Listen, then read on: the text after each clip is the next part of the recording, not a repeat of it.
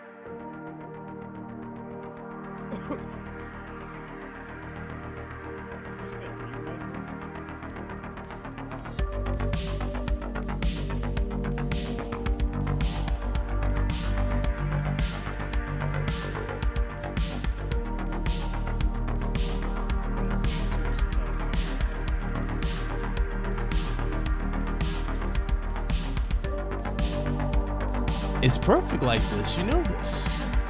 You know these things.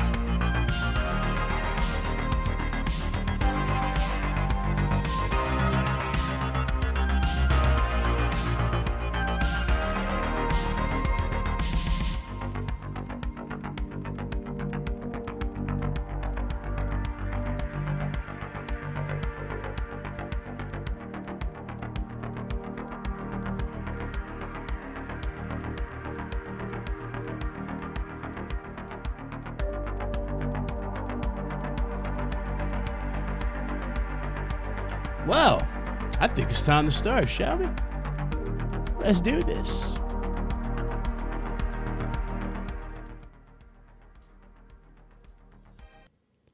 What is up, ladies and gentlemen? Welcome to episode 215 of the RGT podcast. Wow, we've Red Hood, we made it. 215 episodes. It's a new year, man. It's a new horizons, man. New thing, man. How you feeling? Feeling all right. You know, I survived some certain onslaughts last night. You want to tell the chat about that? I mean, I can't speak on it. Yeah. You want to tell the chat about this thing? You sure? You want to tell the chat about this? We definitely will. Well, you sure? I'm pretty sure the chat will love to hear this story. Anyways, your infamous stories. Listen. We got a lot of stuff to talk about. I'm a lot pretty of stuff sure. happening. You know, a lot of AEW stuff, WWE stuff. Oh, dude. Happening. Oh yeah. Which is actually, I wouldn't be shocked either way when it comes to the selling for WWE. Like, I don't know, the Saudis could definitely Well, the TK threw his hat in there. Or Tony Khan. I don't know.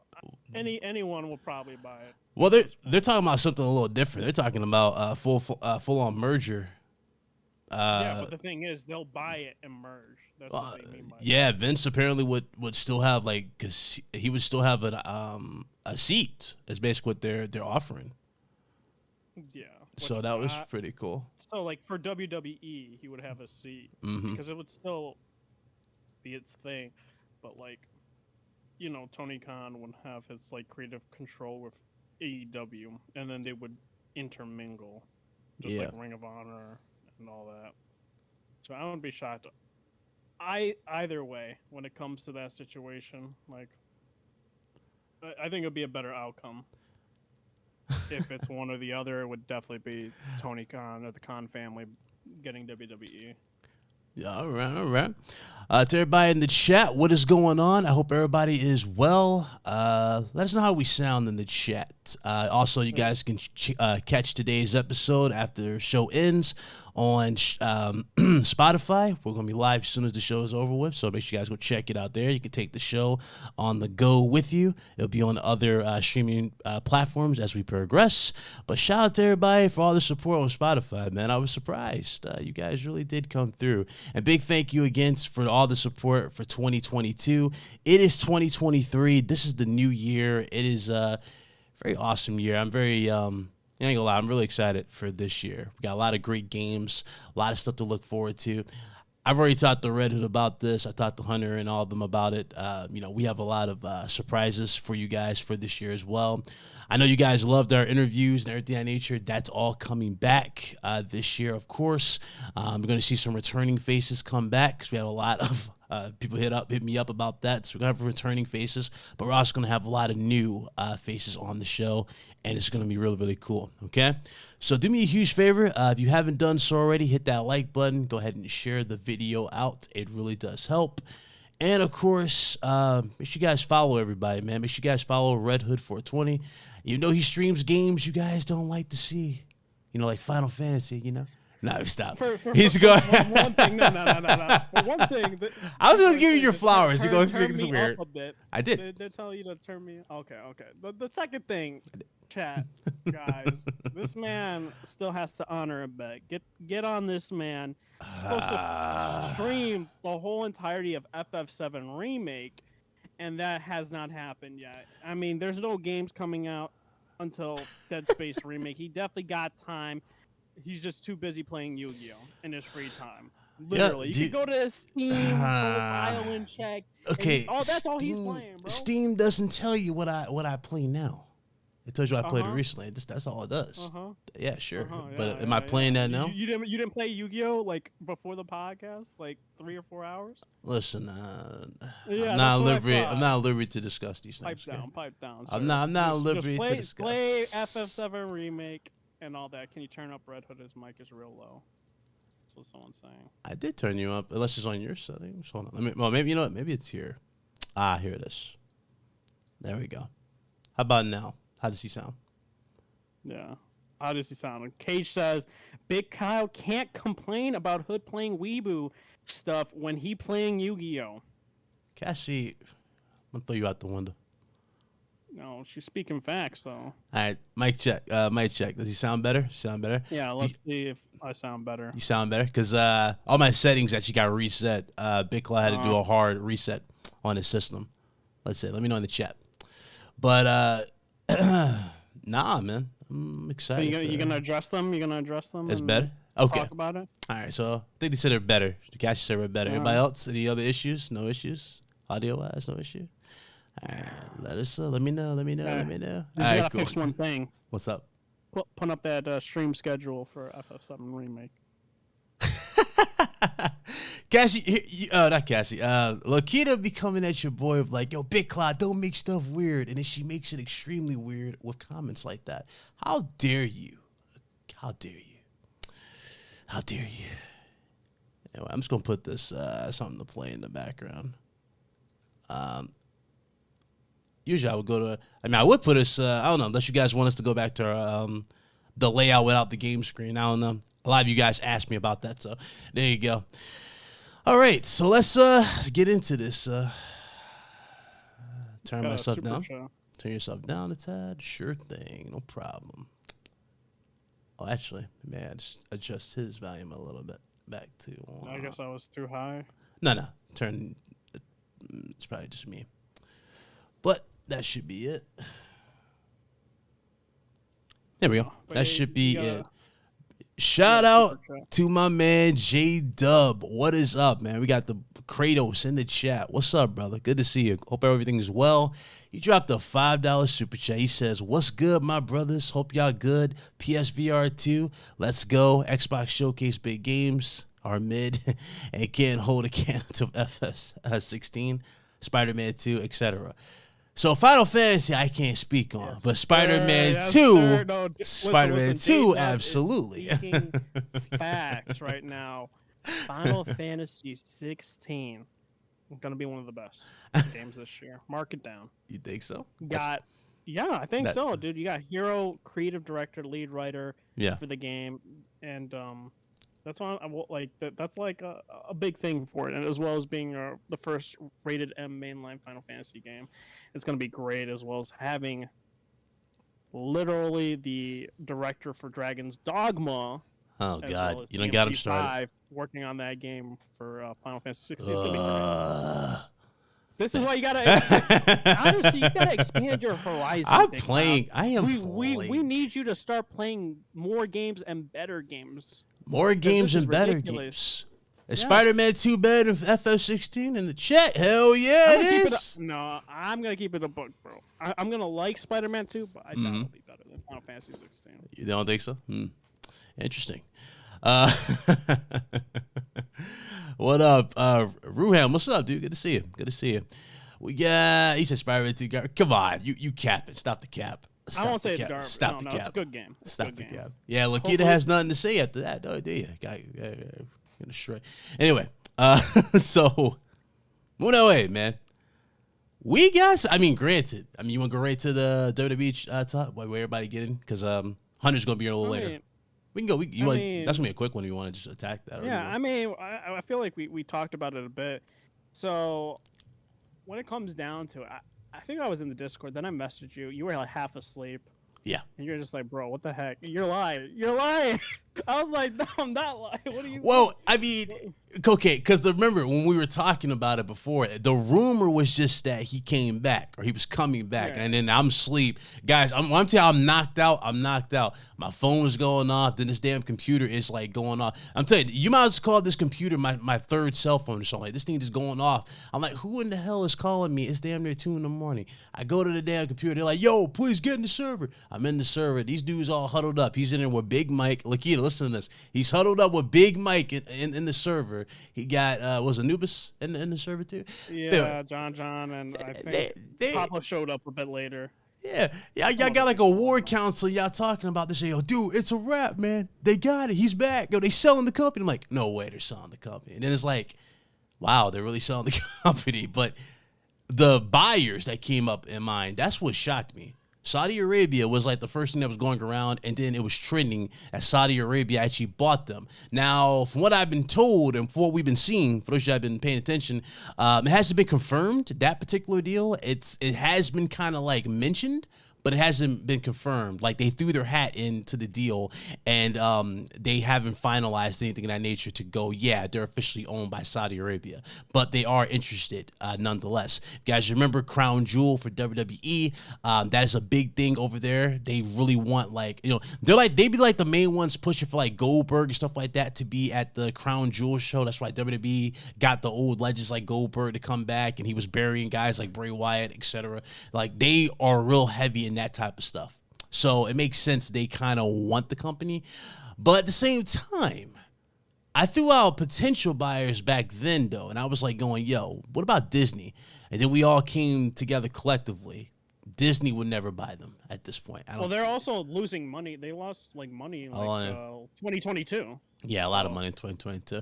So I don't think they would absolutely buy them at all for it. Another company that was also brought up was Fox. And what was the other one? It was Fox. No. Fox is with Disney, so no. Oh, okay, my bad. So, but you know, it was all a lot of these names coming up. What up, Vin? Good to see you, brother. NBC. That's the one. But aside from that, it turns out more to this fire, ladies and gentlemen. AEW's Tony Khan actually wants to buy WWE and put some people in charge from WWE on that side and do a full-on merger. I ain't gonna lie, man. Listen, Cody Rhodes left at like a time that we all thought that was kind of like the downfall of the company type of thing. Because, you know, that thing happened where he left, right? Rumors of more talent supposedly going to leave. And then you had CM Punk had that issue after his epic return and him, and, you know, talent getting mad that Punk was getting paid millions just for his little small appearances while they're getting like the typical type of pay. What up, John? Now you have Tony Khan throwing his hat in there. He's like, listen, I'm down to work with you guys. I'm down to buy this company. I'm down to do a full-on merger. I ain't gonna lie. I think we all win with that. They actually had some cool logo designs people were throwing out there where it showed, you saw it? It said WWE, but it was like, yeah, I think it said WWE, but it was it showed like the AEW's W, something like that on there or something like that, and it was like a different look. It looked fire. I ain't gonna lie. I was like, yo, dude, I'm down for that for sure. I'm all in if they would do that. No pun intended. But I would absolutely be all in for that if they did that. Number one, you got Ring of Honor, which they're still trying to get a TV deal for in AEW. It hasn't really been popping off. But if they got WWE, the resources, WWE can use NXT plus Ring of Honor, and that will be your developmental. That way, more talent have jobs, opportunities. Plus, you can do epic takeovers. Remember how like had NXT takeover? Why not? Yeah. Remember what's that pay-per-view called War Games? Why not War Games be Ring of Honor talent versus NXT talent? I'd be down for that. I'd be fired. That'd be some dope stuff, you know, takeovers. But again, it's all up in the air. It hasn't been confirmed yet, but that would be some funny. I ain't gonna lie. I hate to say it, but that'd be some funny shit if TK buys the company and he was in on it, and you know, Vince like, yeah, I'll let you do it, but I gotta have a certain power, and he lets him have it. I would love to see it. Me and Hustle, we're hyped for that AEW game. I'm hyped for it. I can't wait to play it, but that would add a lot more adrenaline into that too, like on some real, if they actually do get that game or get that deal going and AEW walks away. But I'm excited for it. It looks good. How you feel about it? You know, Red Hood, I mean, your boy Adam Cole, he's back. So how you feel, man? Is. I noticed, like Cage does bring up a good point. Would it be a monopoly? Yes. But, like, at the end of the day, it's like, it's either they get probably bought by the Saudi government, right? Mm-hmm. Or they go with Tony Khan. You know what I mean? So it's one or the other. Yeah. So I doubt NBC will go like and buy them, like. But that's the two I feel strong contenders. Like NBC could absolutely do it, but I don't know. Like I don't know. Like anything could really happen at the end of the day. Like we're spitballing, but. So, yeah, I agree. Before we move on to the next topic, yes, you know, Mercedes Vernado, I think that's her last name, Mercedes Vernado, aka Sasha Banks. She made her New Japan Pro Wrestling debut. Name is Mercedes Moné. She looks great, man. I'm glad she's back. Kenny Omega put on a 10-star classic with Will Ospreay. I mean, dude, it's a good time to be a wrestling fan. I'm excited for this year. And obviously you got more happening, new title belts happening for the company. So it's going to be good. It's going to be really, really good. Moving on from that, let's get into the gaming talk. I know you guys are like, wait, are we going to talk about wrestling? I know, we can do a wrestling podcast. I know, we're that good. Anyway, let's move on. Shout out to everybody in the chat, man. What's going on? Let's go ahead and get into the actual gaming topics. You want to start with the funniest one? You know, I've been away for a minute. You guys, I appreciate all the warm welcome. I really, really do. But I've been away for a minute. I actually took my time. This dude, Red Hood here, you know, you gotta get this dude his flowers. He's like the main reason I decided to get back on the mic. He's like, Big Cloud, you gotta make content. Please make content. Big Cloud, why aren't you talking about this? Why aren't you talking about this? We need your gaming news. I'm like, oh boy, what is there to talk about? And the first thing I see, and people was trending, and this thing is trending around, and people are really going with it, saying, yo, guys, this can destroy PlayStation. And I'm sitting there going, what could possibly be this monumental news?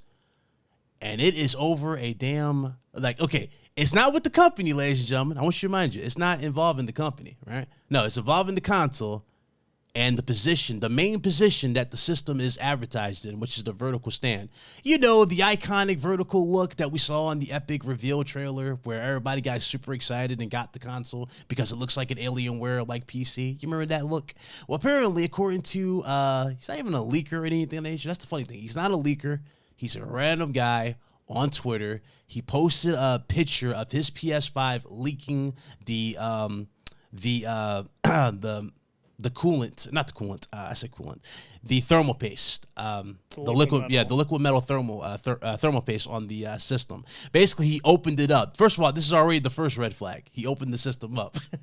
Number two. So you don't know what he could have done. Exactly. That's the first thing I said to myself. I'm like, okay, so let me get this straight. Out of all the common issues that you know for the PlayStation 5, whether it be stuff like disc tray issues, right?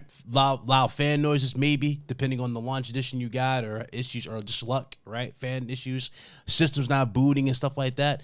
You mean to tell me that the system, mind you, this is not like they just threw thermal paste on this thing. It's in a specialized chamber, the liquid metal coolant. You guys saw that when we first got the breakdown, the teardown video from the actual, one of the engineers who built the console.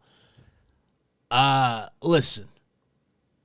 This news was not only the funniest news I read all week, I was sitting here crying, laughing at how many people were feeding into this and saying that this stuff is a big concern, and people were legit acting like, yo, Sony's in trouble, yo, quality control was bad.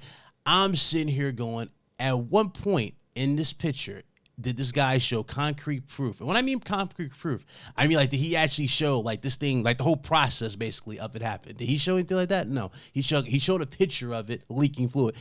And I'm just like, first of all, don't you know you have to crack that chamber to get those stuff to leak? It's not going to melt with the system getting hot or anything. It's a specialized chamber built for temps, so it's not leaking. It's like a standard heatsink, like, you know, you put on your CPU, on your PC. That stuff doesn't leak. Well, okay, unless you're the Verge. That's a different story. Unless you're the Verge, at least. But you gotta take up the CPU. Well, I say, you got to put extra thermal paste. Remember, it ain't enough. There, right? Yeah, you got to ice the cake. It ain't enough thermal paste. You got to throw it all on the CPU, the motherboard. You know what I'm saying? You got to get a wet. Is that the word they used? You got to get a wet. Okay. But that's only if you're the Verge, I would say that the PS5 would ever leak thermal paste. This is one of the funniest things I ever saw. I was like, dude, y'all crazy. What's up? Can we like let it be known that I've noticed the people that, like, it's to be expected, of course, but people on certain Xbox podcasts get these certain computer engineers, and they're like, oh yeah, I can corroborate that. It's like, and they're like speaking like it's gospel, and I'm like, dude, like, I said this multiple times. I was like, dude, if it was true, right? And I said if, a big if it was true, there would have been way more reports of that happening, and then there would have been followed with a lawsuit. And this would have happened earlier. This would have been a red ring of death situation, right? What's like, yeah, okay.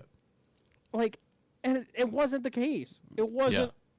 It wasn't a widespread issue, and then they had to recant what they had to say because they were doing it for clout and all this stuff. Like, people gotta realize, like, to me, it's insane to try to bring down another console because A, you don't really care for said ecosystem or anything like that. I remember back in the PS4 Pro generation, oh, my console's catching on fire. Look at the back port of it, or like look at the back, and it's like, bro, how is that possible? Like, you must have had, like, literally lit a fire or a lighter and melt the plastic on the end. Yo, like, somebody actually did that, though. Remember with the PS4 Pro when he lit the side of it on fire? By the way, we're going back here. I remember, yeah, dude, he put a lighter to the PS4 Pro and said the PS4 Pro is overheating. However, the dumbass put the lighter on the coldest part of the system. It was like, yeah, it overheated. I'm like, bruh. The damn, where the system gets hot is where the glossy finish was. So obviously you did that just to avoid not burning the glossy part, you idiot. Like, come on. Like, dudes are just funny. Like, come on. It was just dumb. This whole thing was just dumb. And then, like, these certain Xbox podcasts having these computer engineers try to corroborate. We don't even know if they're true computer engineers. They could be lying their asses off and say, I'm a computer engineer. Like, how would we know? I mean, you could be a computer engineer. Literally, I could just be a straight up a random person on a podcast and say, "Yeah, I'm a computer engineer. Yeah. I'm a computer science like major or something like that." Like I know what I'm talking. No, like you don't. How would you know? Yeah. You would need to like provide evidence of doing that, and then like having these podcast channels like running with that narrative is dumb. It's absolutely dumb. It's just like, dude, just keep it like for everyone. It's like keep it gaming, man. Like when it comes at the end of the day, when you try to make fake reports to just bring another company down, like listen, do I love companies? No, but We love games. I love games, and we don't need to bring something down just because you don't like another side of a console, like an Xbox or PlayStation or Switch. Yeah. It's just dumb. I mean, I'll say this, okay? Obviously, I get you want to start the year off with a bang, but there are better ways to do this than just making a big deal out of nothing and just flat out lying. And it was even more funny. An article came out a day later debunking everything about the video or the pictures. And I guess the dude either deleted the post or what. I don't know. This dude just disappeared. But again, this is what I'm saying. Like, dudes give attention to pretty much anything they see for the sake of clicks. And again, if you, hey, listen, if that's the type of thing you like to do, go for it. Me and Red Hood ain't gonna sit here and tell you to stop. Do your thing, and do you. But don't be surprised where you get the wrong attention. Now, there's no saying not all publicity is good publicity. It's not. I mean, we saw dudes fake hyping up not console, but fake hyping a game, and look what happened to dude. He pretty much disappeared. We haven't seen this dude since. Hassan Kerman. Let's just keep it a buck. Okay, but hey, it's the internet. It's gonna be a long year. This is not gonna be the first time, or it's not gonna be the last time we see this, and you're gonna see more weird stuff like this for this year. But again, am I surprised by it? No, but I am a little shocked by how gullible a lot of people are. And mind you, it's funny too. You remember when I did the breakdowns for PS5, when I first started talking about liquid metal cooling and all that stuff? How many dudes was quick in the comment section? That doesn't make sense. They can't do it. And then when it happened, they disappeared. Had nothing to say. They just went to go hype it up. They went to go hype it up either on their channels or other channels and then act like it was perfect. But remember when I told you guys before that there are issues that you can have with anything? Dude's like, oh, shut up. You're an Xbox. Listen. As long as I've been doing YouTube, I've been called pretty much everything. I'm probably the most neutral guy you can call me about this whole thing. Granted, I run a PlayStation Central channel. You can't even deny I'm very neutral-esque when I go about this. PlayStation, there's a problem, I call it out. Nintendo, I call it out. Xbox, I call it out. It's just that simple. I had dudes making excuses for everything. It's not that big of a deal. It's not the end of the world. Dudes be quick to talk about Xbox, but guess what? They do the same thing for PlayStation. Like, come on, let's move on. It is how it is. It is what it is. I'm not even gonna lose my mind over it, but still, that's it. That's that whole debacle thing again. It's weird. Yeah, but now people won't take whatever that outlet that ran the article seriously ever again. So. Don't even hold your teeth on that. They'll definitely use that article again. As soon as that article puts something out there, whether it be like an interview with somebody or just like leaked footage of a game, guess where they're at? They're right there in that article site. So that's how it be. Mm-hmm. Why do you think these articles get away with these traction piece articles where they trash another platform? They're like, hey, guess what? I'm sorry. They're like, hey, you guys seen these articles? I did videos on these before. I'm like, bro, these are definitely hit piece or traction articles. A hit piece article is them taking a shot at somebody, whether it be a content creator, a company, or whatever the nature. So, if you're someone who, let's say you just been getting lucky, you've been dropping news, right? Or you just been guessing and you've been getting stuff right. You'll have those hit piece articles come out either out of jealousy because they're not getting that type of traction. And they'll go, look at this guy. He doesn't have no connections, but guess what? He's doing all this. You know what it is? Lucky guess. He's not blank, blank, blank. But then you'll have the clickbaity ones that are also traction-based ones. They'll put the title, Xbox sucks, or PlayStation is doomed. It's doomsday for PlayStation because of Game Pass. You know what I'm saying? They don't have these weird titles, and people will click them, jump on them, spread them around, and use those same titles and spread traction. That's the type of thing. That's how it works. But dudes eat it up every single time. Every single time. It's not going to stop. But anyway, since the whole debacle, my PS5, or since the debut of the system, my PS5 has been in one position, vertical. It has not left, and it's not going to leave. Red Hood, are you laying yours flat down on that small little gaming setup? Well, I switch up my PS5 to either go to my OLED TV in the game room or, my desk. Okay. So I don't have enough room for the desk, so it's always horizontal, but in the gaming room, it's vertical. Yeah, okay. So. I see you. What up, Merc305? What up, brother? Good to see you. Shout out to Merc. But yeah, vertical, man. Apparently it's a bad thing. Hey, moving away from that, man. There's reports going around about a PlayStation 5 Slim. Remember I told you guys about this before. I mean, this shouldn't even be like a big thing because you guys should know this too. During the release of a console, they usually start immediately on the slim models. They start working on refinements. That's why you start getting refined models. Some they'll find a way to ship them better or ship them quicker. Some things, it's like the PS3 all over again in a sense. Remember how the PS3 had all the ports in the front, it had all that extra support. It was made out of actual metal or chrome in the front. They had that chrome finish, remember? And then with in a few years really for PlayStation 3, but PlayStation 3, like a year or two, you saw the plastic approach towards it. Same thing. It's the same type of thing here. They'll find ways to get them out there. But those are refinements. When it comes to the slim models, again, these are always in development in a sense. As far as the slim, though, that's been going around, it's going to have a detachable hard drive. Suppose that's what or disk drive. I think that's what it was. Interesting. Yeah. Interesting approach towards it. I guess that is cool because you can give everybody the option. So they have, a digital library. Obviously, they don't have to use the disk drive. You can have the physical or the digital version if you want.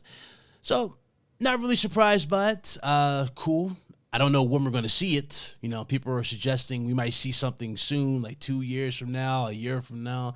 I mean, obviously, a year from now is a little too early for a Slim in my opinion. I don't think we need a Slim now.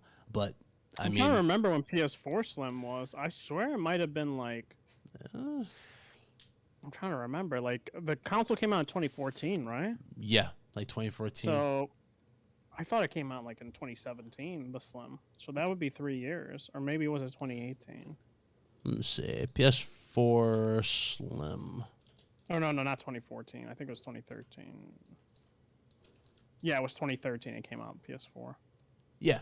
The PS4, let's see. Yeah, PS4 Slim was announced or unveiled on September 7th, 2016. So, yeah, 2 years, actually, after the release of the console. Well, I'm trying to remember.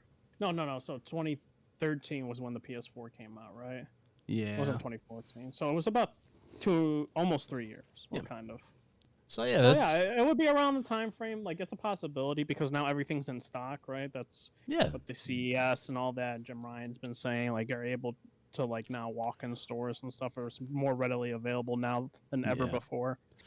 Yeah, they fixed they fixed their main issue, which was the chip shortages. Now that that's underway, you can now get a PS5, which is great for that. Now, what are they doing? They're working on the slimmer model, which makes sense. It's typical. Which will be, probably way less and all that.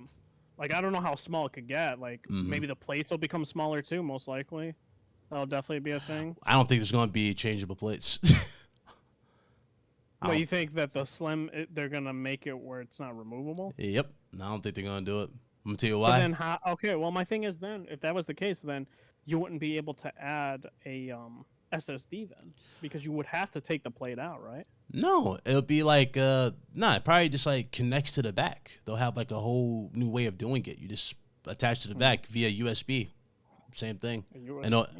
Yeah, they'll probably have that same format because I think there's a hard drive, external hard drive already available where you can just plug it in the back via USB and it connects to your system. So it's pretty much the same format because they're not going to go proprietary. Microsoft learned the hard way of going proprietary. Remember, I told y'all this. Proprietary is going to take longer for you guys to get options for bigger storage, but it was cool because it's simple at the beginning, right? But it's not. I mean, down the road, you have to wait for Seagate to produce those newer ones and have those options. And again, that's why Sony bit the bullet while everybody was complaining when those SSDs were super expensive at the time. you know, like, listen, I ain't got the money for these crazy SSDs, but that's why they did it. It was a strategic move to do that.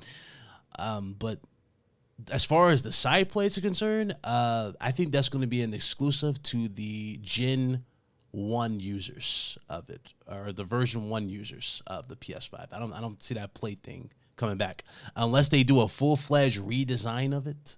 And these are like easier to pop off, like a button press. You just pop them off because, you know, some people got a little scared about sliding it off the system. I mean, maybe. But I don't think they're going to do it. Especially because I think they're tired of messing with D-Brand. I think it's D-Brand, right? And PlayStation plates. I think they're tired of just really getting into that whole debacle with them and them making it. So, who knows? It's up in the air. What up, Lobo?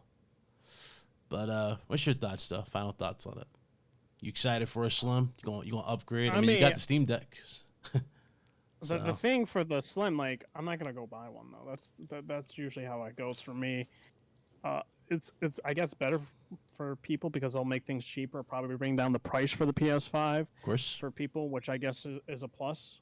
But for me, like, I'm not that interested in a Slim. I'm not gonna like trade in my OG PS5 and then get a like no.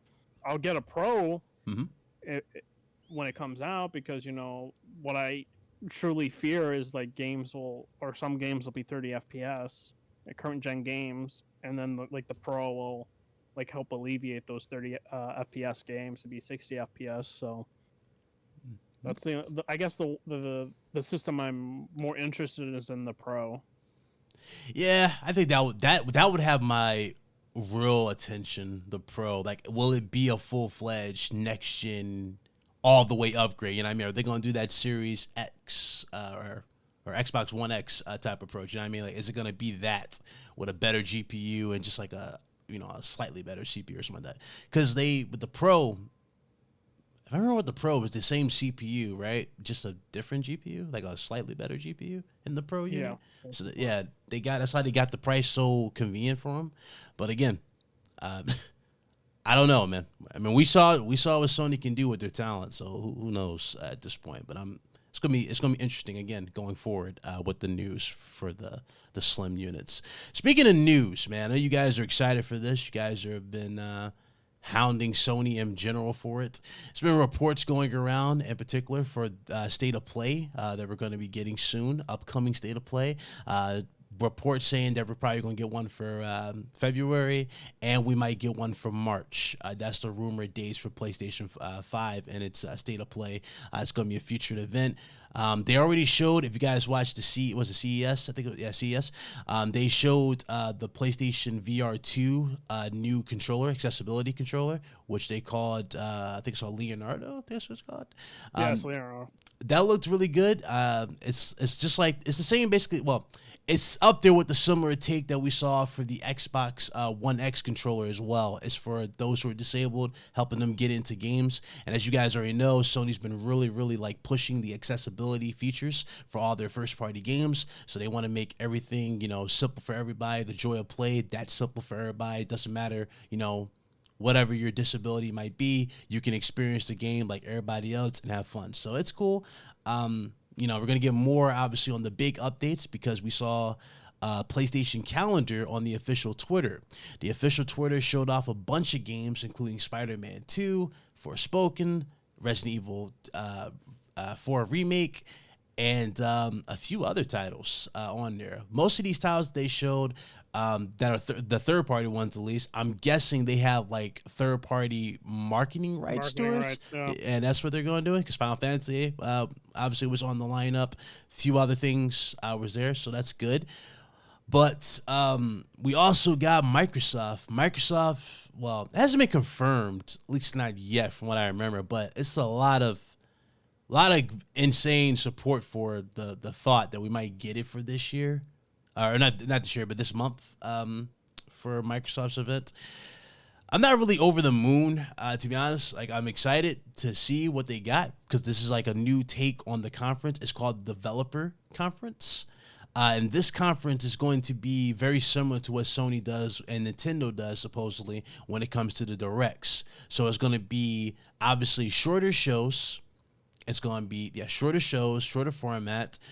Developers, can show you what they're working on, what they got, and then they're going to have like a little bit of an extra at the end of it. Very similar to what Sony did at PSX. You guys remember when they show you the games and then they have the sit down with developers?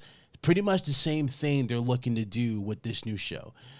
This show could be a great thing because I think Starfield was mentioned for this, and No, it wasn't. Wasn't Starfield? Was it like an event for Starfield? It was not Starfield. Starfield is supposed to have its own separate event. Oh, separate event. I got you.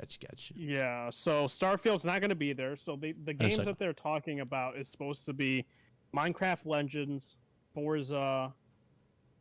What was the other game? Redfall, and maybe one or two surprises. Personally, I don't care. Like for this, I don't care about Minecraft Legends. Like them to talk about that, I don't really care. I mean, I don't know who's excited for Minecraft Legends. Then maybe there's a portion of people that are excited for Minecraft Legends, but I'm not excited for Forza. There are fans for it, so I won't say anything about Forza. Redfall doesn't interest me, so it's like Avowed's not gonna, like. I hope Avowed's like a surprise showing, but it's not. I doubt it. So maybe Hellblade. Speaking of returning faces, we got one particular person here. What up, boys? Look who's here.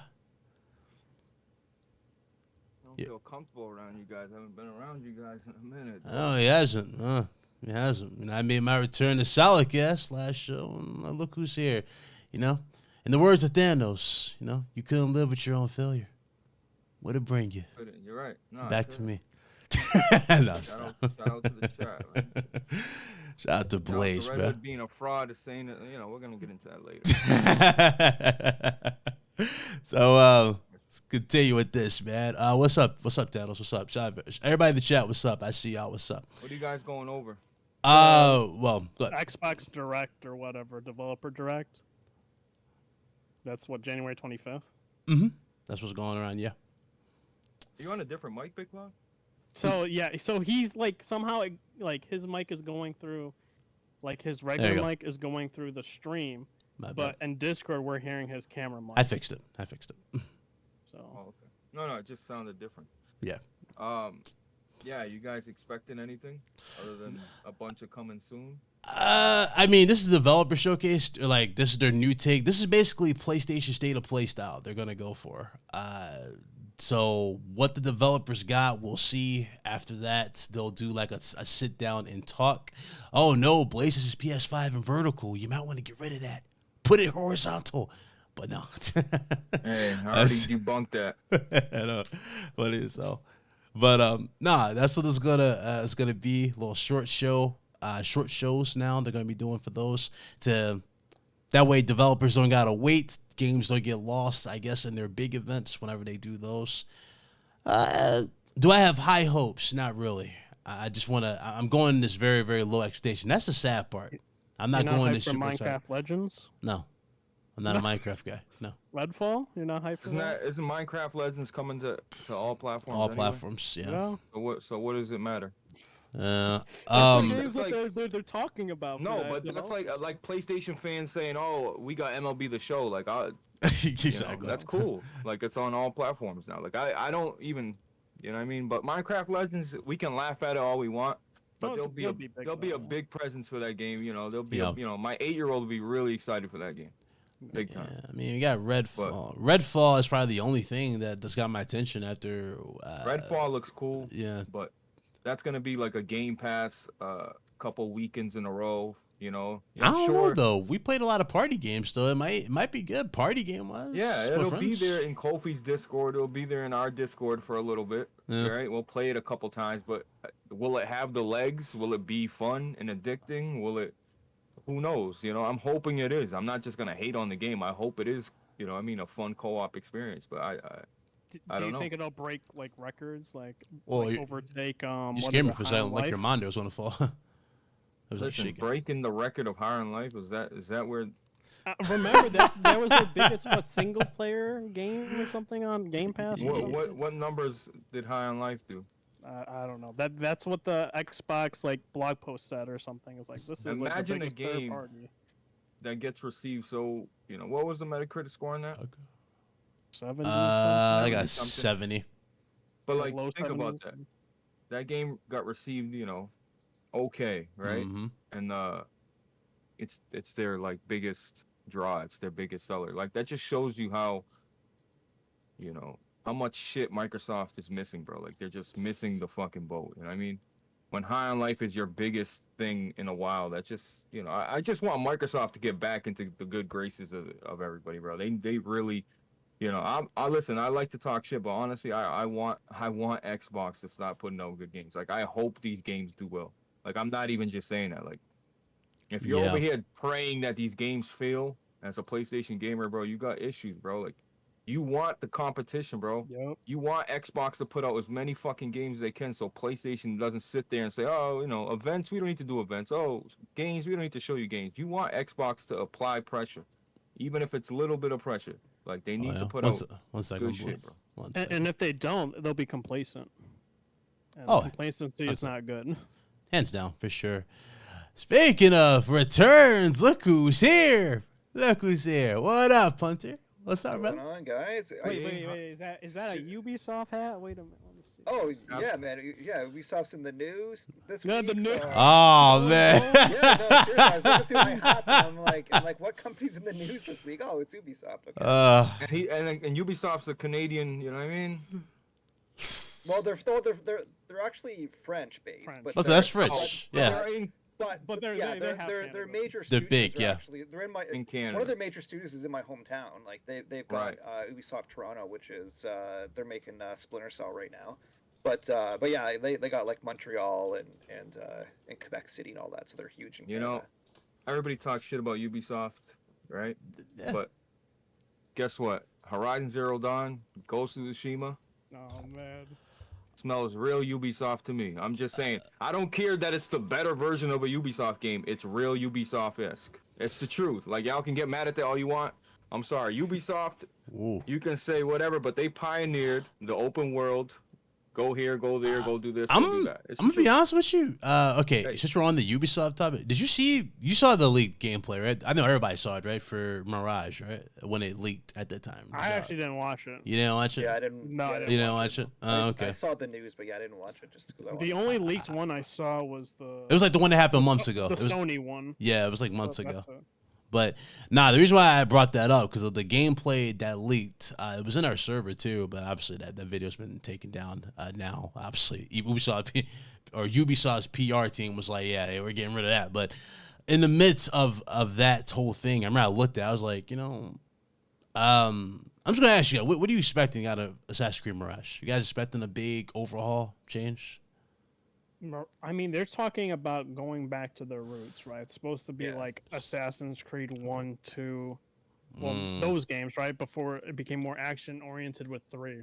Ever talking about animations? I commented on it like today. Yeah. Or like I just saw it in the news. Like I think it was just earlier today about. I guess like I mean like they already said that they want to go back to their roots, but it seems like that they heard the fans about how all their games are so bloated. Yeah. And that fans just want to go back to the old school days where we could just have like a small to medium sized map and get back to the stealth roots and all that. So I mean, it wasn't really the stealth.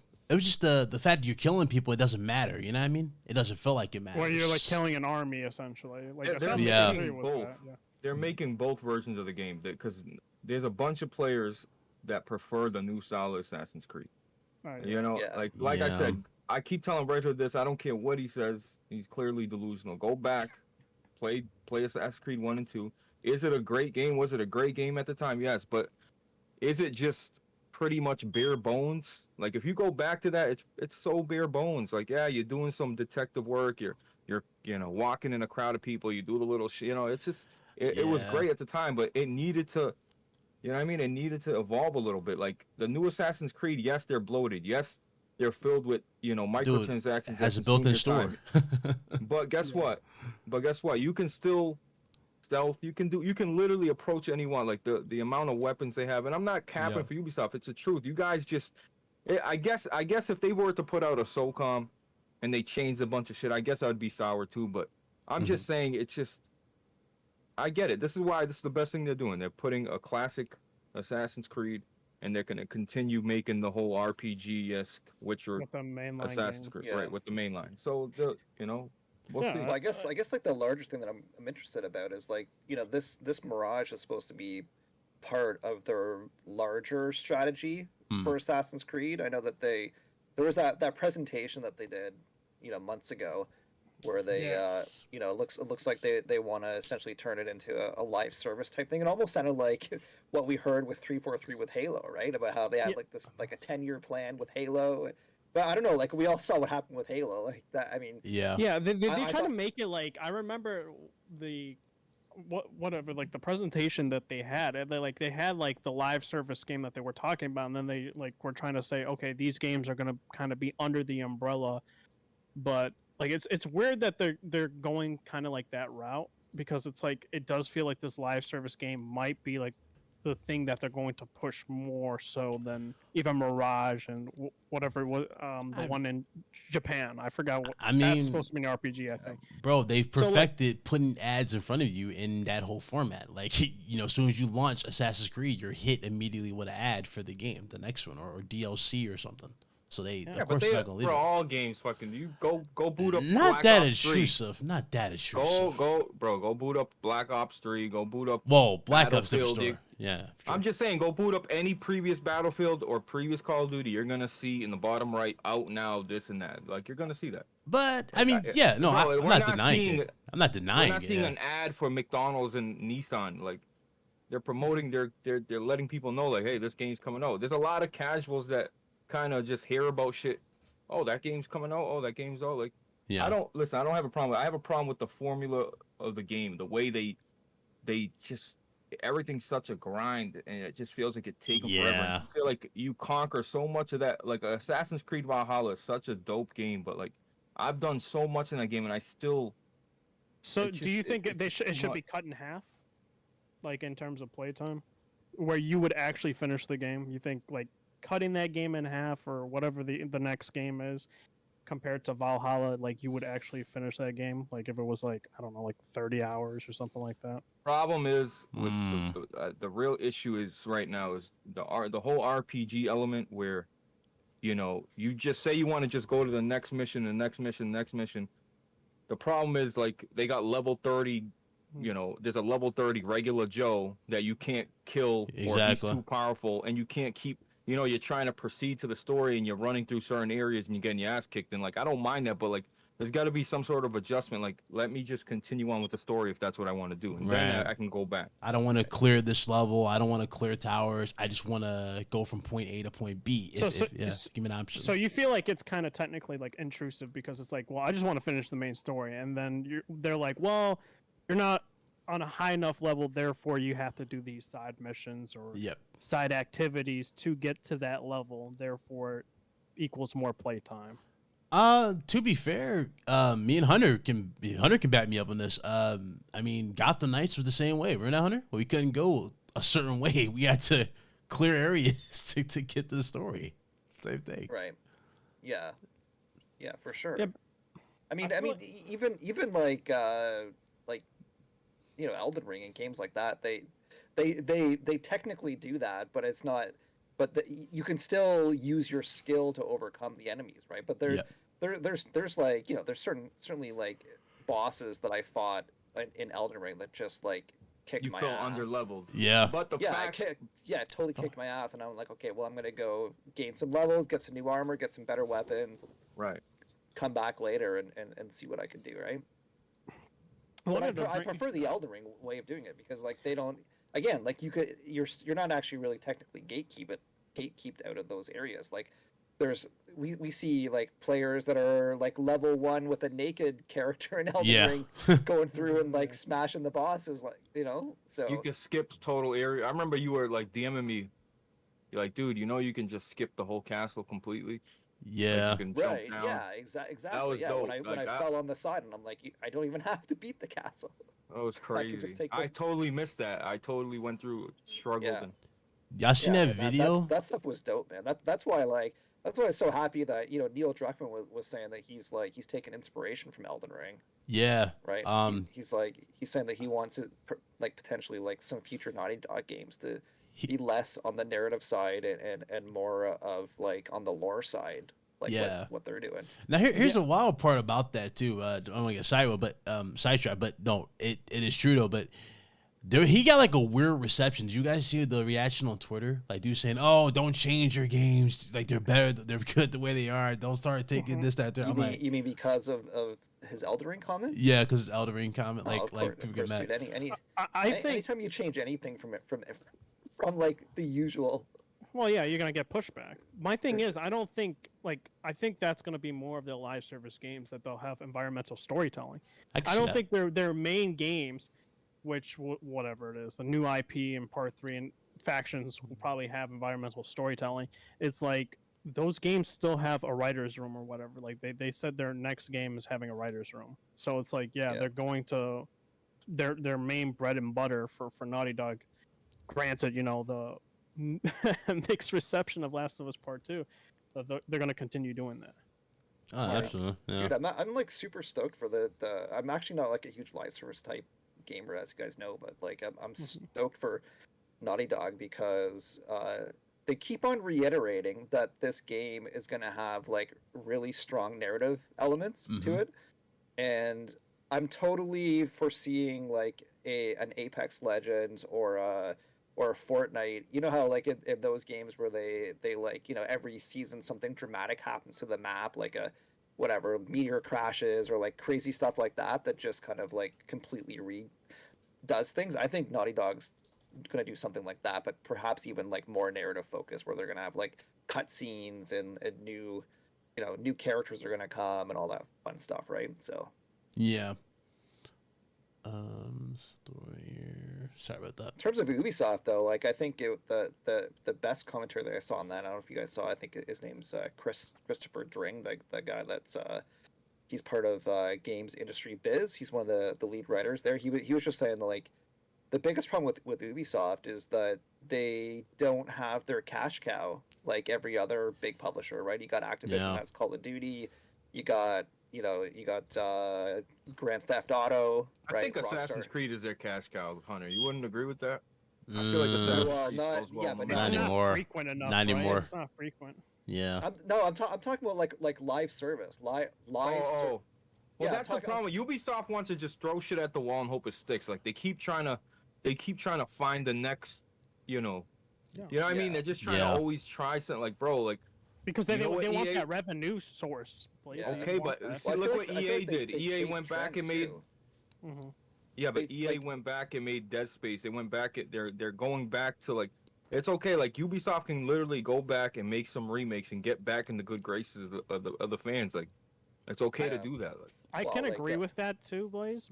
But also EA has like that cash cow, which is Apex Legends, which allows them to do those other games. Whereas Ubisoft, they got FIFA, they got Madden, they got all that. So like that's why they're able to do those single player games like Jedi Survivor and all that, because they have those cash cows. Whereas Ubisoft, they have Assassin's Creed, and that's really it. And that's why they're canceling games left and right. That's why a lot of those. They got Rainbow Six Siege. Yeah, that's like the one, but I don't think it brings them enough money as they wanted to. It's like in a completely different league than say like a Destiny or a Call of Duty Warfare and stuff like that, right?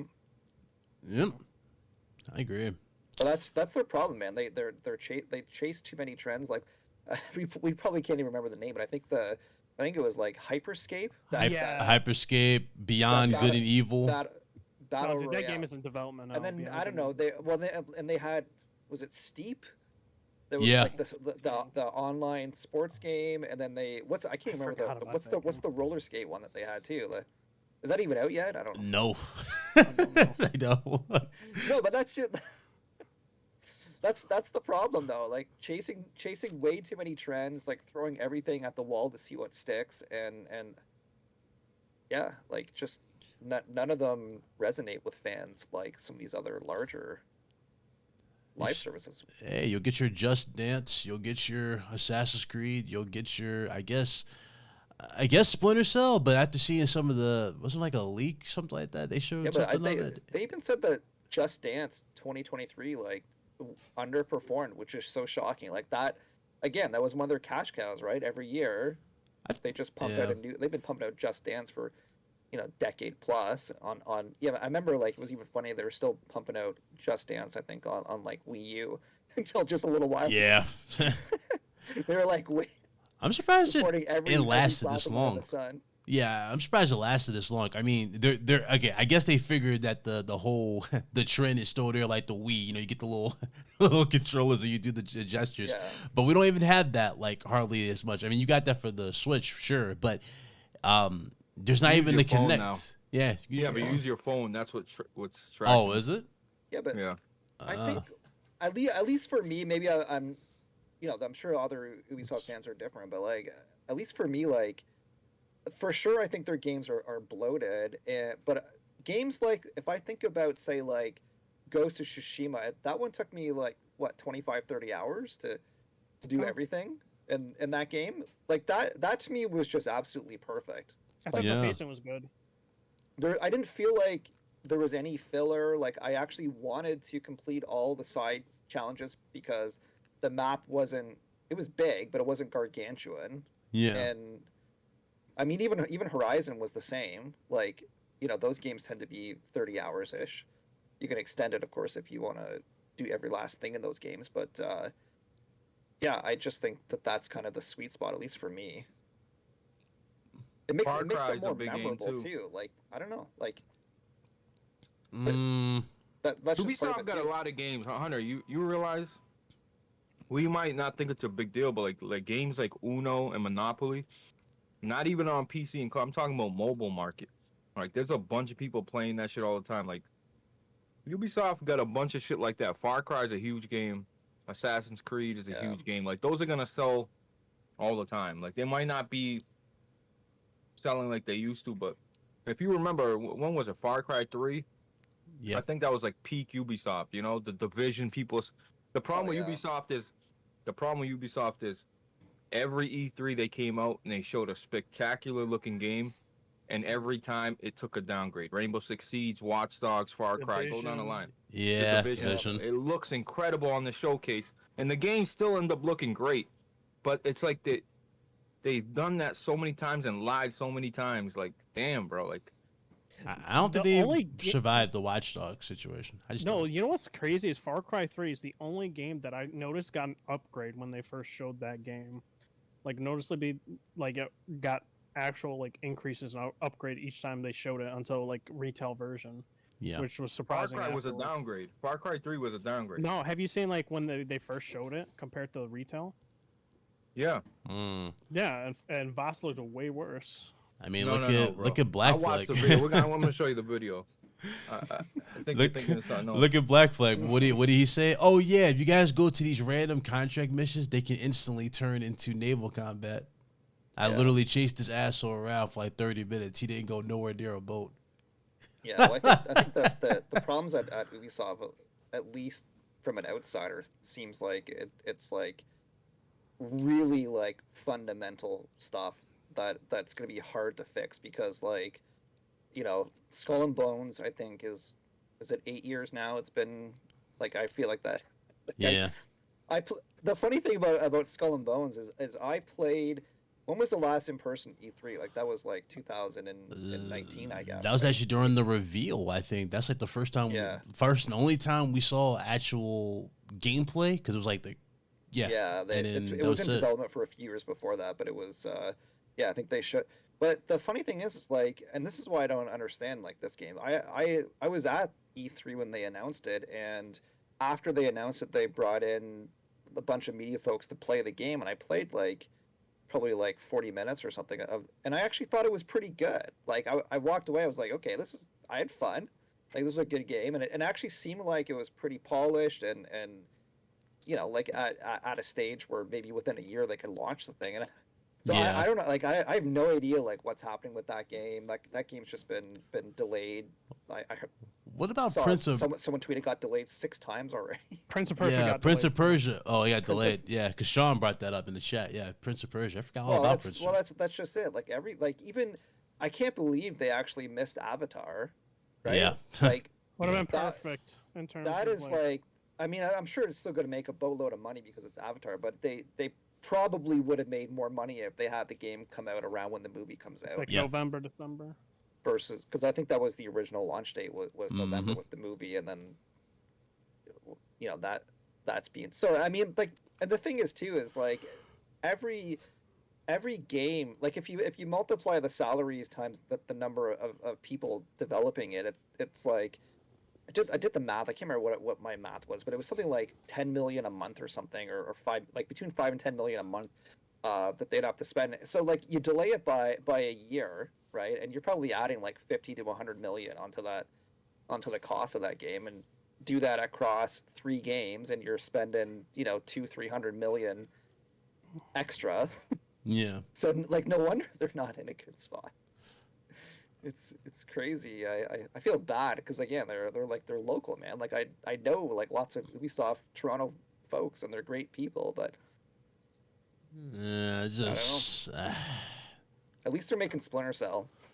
I hope that works and Hopefully it lands on the right track. Because a lot of people, if I recall, like the latest game, like a lot of people weren't very happy about because they changed the voice actor, if I recall, right? Yeah.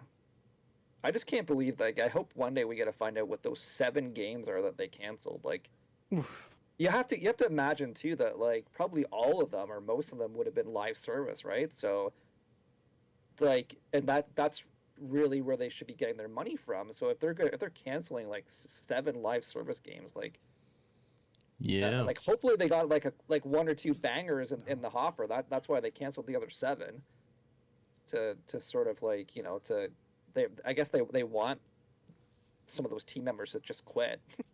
That's what it seemed like. Unfortunately, they wanted to reduce their cost, have team members quit. Yeah. So I don't know. Yeah, seems like a real mess. It's a real about this one. Although, did you guys see too that the part that was like most shocking is like, did you see their valuation as a company? No. Like, what happened with their valuation? Under $3 billion. What? Yeah, because if you look at their shares, like I think it was like the last 5 years they've dropped over 70%. Jesus. I had to look at go dude, just Google their share price and you'll see that they're back to like the same valuation they were almost 10 years ago. So all of the value they created the last 10 years is flushed down the shitter. And it's like, dude, at this point, 4.47. Destiny and Bungie is worth more. Bungie, just Bungie, who makes one game that's really popular, who make one game, is worth more than Ubisoft, that has dozens of studios, thousands of employees all across the globe. Every continent has Ubisoft. That's crazy. I think they're gonna get bought. That's what was going around though. The dudes were saying like after the Activision acquisition, Microsoft was looking at Ubisoft to purchase. No, I don't think they're going to. I think Tencent is more than likely going to buy Ubisoft. Maybe. Yeah, it could be. I could see Embracer or Tencent.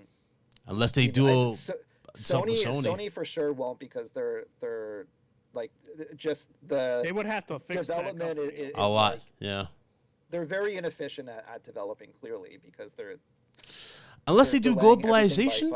You don't think globalization would help them, like them getting rid of certain leads, new talent in creation? I don't think it's worth it though. Like buying that and then having to restructure that company is Sure. That's a lot of work. A lot of money to be put into it too, on top of the acquisition.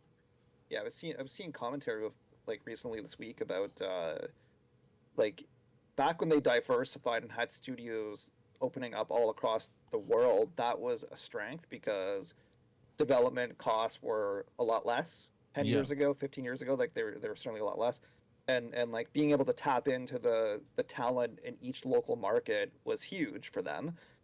But now that games cost 2-3 times the amount, and budgets are ballooning, and it's like it's their biggest liability. Like I'd much rather be like an Insomniac Games that has 2 studios, right? 2 studios that are high performing, that produce 1 game a year, like that kind of stuff. Even Bungie, right? Yeah. Just really lean, efficient companies like that, I think are certainly a lot more. No, that's a attractive. fact. Mass produced said Rayman. Like Rayman's such a fucking fun ass game. Where's When was Rayman? the Like, last game?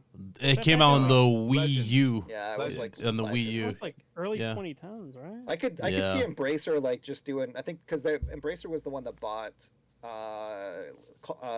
Tomb Raider. Tomb right? Raider. And- Yeah. Yeah, Crystal I Knight. Crystal- Yeah, Oh, this is the best Snapple ever, by the way. Brand new. This shit is delicious. This guy. This guy. I'll keep Oh it a my buck. Lord. I never I drank could see them Snapple. doing that, man. I could see Embracer just being like cutting a deal with that, man. Like, hey, Ubisoft, give me Rayman, give me Prince of Persia, Mm-hmm. because Embracer is just kind of like they're the masters now at just like re-releasing old stuff. Like They're huge, Embracer. A lot of people don't realize that the amount of studios that they have is an insane amount of studios. It's a lot. Oh yeah. And we still I haven't think seen the results, though. We haven't I- seen that Tomb I Raider. think Yeah, they no, we might actually haven't, be the yeah. biggest in the world. Like they're in terms of number of studios. Yeah. Mhm. I think they're definitely like 100 plus. Oh, yeah. And I know that they I can't remember what they mentioned like how many games they had in development. It was like, well, what was that number? Do you guys remember? It was like 80 or 100. Oh, we got Something like 80 that. games coming out. Half of which will be in the next 3 years. Yeah. It's like something like ridiculous like that. Like it's just they got an insane amount. But if you look at their release schedule, like they literally like this month they're releasing Risen, which is like that's that old like PC and Xbox 360. They're just porting it to new consoles, and then they've got SpongeBob SquarePants coming out this month, right? Which is a new game, but they already like remastered the old ones. That's all they do, man. They just Pretty much. That's remaster. Smartface bringing up college at football. cheap and milk the franchises. I mean, Smartface on some. Well, he asked, "What about a college football game that is licensed?" I don't see that ever happening with EA holding on. They're not licensing that on. It's like they're not. It's like you're not getting those. You're not getting Fight Night again. You know what I mean? Like you don't Yeah, have Undisputed, options. though. I mean, oh god, don't bring that up, please. Don't bring it What? up. No, there was a There's some rumor people that about like Fight it, Night. though. There was a rumor about Fight Night. I'm There's a sure rumor it's about EA. it, yeah, but it was like EA. Yeah. Okay. So I heard that like months ago. That first of all, EA has nothing to do. Anybody can make any company can make a football game. The problem is they can't have it being NFL. Yeah, it would That's have to the be problem. brand new teams and everything, right? But supposedly 2K was making a football game. I don't know if it's like a street football game, like an arcade football game, but supposedly they were making something. But I don't know if that's true or not. But other news that happened this week. I'm not really surprised by this. Well, actually, I kind of am, because they did a good job with the marketing in terms of hyping it up, and we were all on board. Obviously, the game didn't live up to expectations, though, and it was the Callisto Protocol. According to Benji Sales, it appears that it not only underperformed, but it cost the company about 200 billion yen, which translates to about like 100 and It's WON. It's WON. I don't won. know. It's like I forgot. 162 million. They're Korean. Yeah. Yeah, so it's WON, like WON. So I Okay. think it's like 120 something million. Like 162 million What's- to develop. That's what under the belt. Can you back up a sec? Like what's going on? Because It cost I them thought it about performed all right. Sony said it was the sixth highest digital download game in North America and Europe. according to the company. It still didn't make it. Yeah, according to them, it said last month at a cost of 200 billion won, over 3 years, it's observed to badly influence its future performances due So to this sales is shortages. like a financial report Mm-hmm. from I think Krypton is the company. Kraft. Craft Or, time. sorry, Krafton. I put it in the chat. So okay. Hold Yeah, on. I gotta take a. I didn't hear about that, but Yeah, it's in the chat. Like I posted it. It's, Here's the from actual Benji. report. And then he has the what do you call it? The article or something. There it is right there. But yeah, yeah, let me just take a look at this. underperformed. Like I'm not surprised because the game wasn't as good as what. It did a lot of good things though. A lot of people think I hate it. To, but... Yeah, a lot of people think I hate the developer and like that. I don't hate the developer. Like they did a lot of great things with that game. Sound was great, visuals was great, dismemberment, everything in nature was great. It's just mechanics, man. Their mechanics were broken, and animations needed a lot of work in terms of when you have like a combat system with the dodging and the whole blocking, you need to have a better combat system than that. If they would have had that, it would have been a much better received experience. But I'm just wondering how. Like, I'm sucks keeping it a about that. buck. Like, why was that like budget kind of that high for that game? Probably for the visuals and mocap. Because let's give it a butt. The visuals and mocap is like it's top tier. That is really really good. Okay, I don't disagree with that. Yeah, and all the death animations. And this article is crazy. Crazy, like, right? They forecasted 5 million sold, and they didn't even sell 2 million. Wow. That's what I mean. I don't know what this website is. I guess. You know what I might be playing early? What's up? Yes. I already know. It's starting with a E and then ending with an A with a certain license. Am I right or wrong? Starts with a L. Ends with a P. Oh, I know what it is now. Say it. Oh, okay. So this is Liza P. Liza P is not. Liza P doesn't drop this month, does it? Not dropping. No. But Doesn't if you drop this month. I joined their Discord a long time ago, and I've been chatting with like the developers. Like I finally, and he's like, "Oh, we'll give away. There's gonna be like a test. How like Dark Souls does like a network Testers. Yeah. Oh, okay. Nice. So hopefully I get that. I don't know. Dude, go for it. Show him the. I'm not Hunter or nothing like that, but. Show him your Elden Ring videos. Show him how you played. No, I'll send you the link if you want to join it. Like, there's so many people posting like comparisons and shit. Oh, that's cool. No, that game looks really really good. I'm very hyped for it. When was it's launching this year, right? Liza P. I don't think the game. Yeah, we'll see. I'm not too, it's another bootleg Souls, but I'm willing to give it a try. Dude, I still got to play that game. Was it Dimesia? I think his name. That's the other one. No, I still got to play Dark Souls 1, 2, and 3. Yo. I already beat Dark Souls 3. No, you didn't. I did it without you. You're mad. Nah, Hunter, can you tell him to play? I will. Hunter, can we have a big co-op session? Yeah. On PlayStation, we could all play it. Dude, we definitely do. Oh, I actually found. Okay, sorry, I'm like obsessed with this Callisto Protocol. He's like, but I actually just noticed that Game Industry Biz just posted an article about it as well. So, and they're obviously like a really legit website, which looks like, man, that is really bad. Like that is if they. So technically, like either they have to make up sales through having the price go down, or they probably won't get a sequel. Yeah, well, for did Callisto? You call it diarrhea? I saw that. Wait, what diarrhea? I saw that game was already on a discount. I think it was on the Epic Store today, and I noticed that it was on sale. That's a diarrhea. I don't know what you're talking about. That Souls game you just brought up. Say it again. Oh, he's talking the T game. Thymesia. Thymesia. That's the name of it. Thymesia. I was gonna say Thymesia. Where you get diarrhea from? I said Thymesia. It looks like a Bloodborne kind of. Thymesia was great. I played it last. You played it? August. Yeah, it looked good. I didn't play it. I thought it was awesome, but it's too short. It was like, I think it was like 6 hours or 7 hours. You beat it? Yeah. I didn't try it. I'm really critical with those. He can't beat Neo. It's got a great mechanic. That's what it is. Because the mechanic Neo 2 in that game is that like you have to enemies have 2 different health bars. And so you've got to reduce both, but one of their health bars can regenerate. So you gotta switch, because you have 2 different attacks. You've got like a claw attack that takes off one health bar, and then you've got like your weapon attack that takes off the other health bar. So you gotta switch between the 2 weapons, and like. That's interesting. And anyways, it's cool, man. I liked it. The boss battles were really good.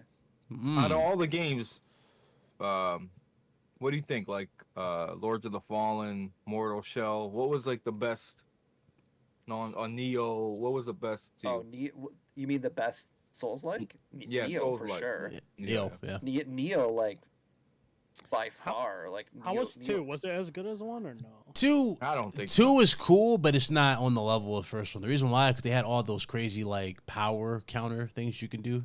I didn't like that. Yeah. I kind of prefer just like the sword parry. Once you learned the sword parry, it added so much more depth to the game. Honestly, for Neo 1, like it made those battles Yeah. even more epic. Yeah, I think I own Neo 1. I just haven't I played it I yet. I actually I got a slight different opinion, but I actually preferred 2 because I thought they did a great job expanding. They added new weapons, and Yep. I like the Oni powers that you can get. I thought that Yeah, was really that's what I'm talking about. but they certainly make the game a little easier, I would say, because like some of those like demon powers you can get are pretty powerful. But the biggest complaint that I have with Neo 2 is you don't get to play as William. Yeah, you play as actually it's a Like character you create. It's a whole different It's just a character. generic, Yeah, yeah, it's a you generic play, character. like I thought it was so cool, like in the first one, because you got the cutscenes with him, and Yep. he's like a cool and interesting character. Like I mean, he's in Neo 2, so you gotta see him and all that. But Yeah. like I think it might have been because people were like, "Oh, because of Souls games, you get to create your Yeah. own character. We want that with Yeah. Neo 2 or something like that." And then they that's probably that's listened.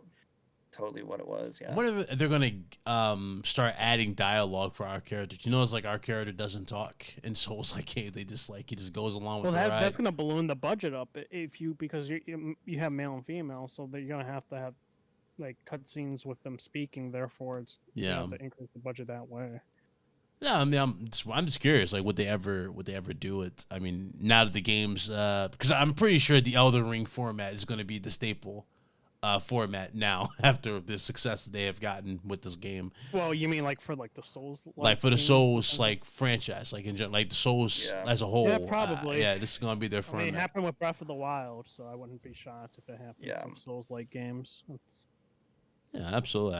It's, I think it will, but I think it's personally I actually really enjoy the setup of say like Wolong or Neo, which is like all chapter condensed, based. like condensed maps with Yeah, few No, options. like it's more open. I thought.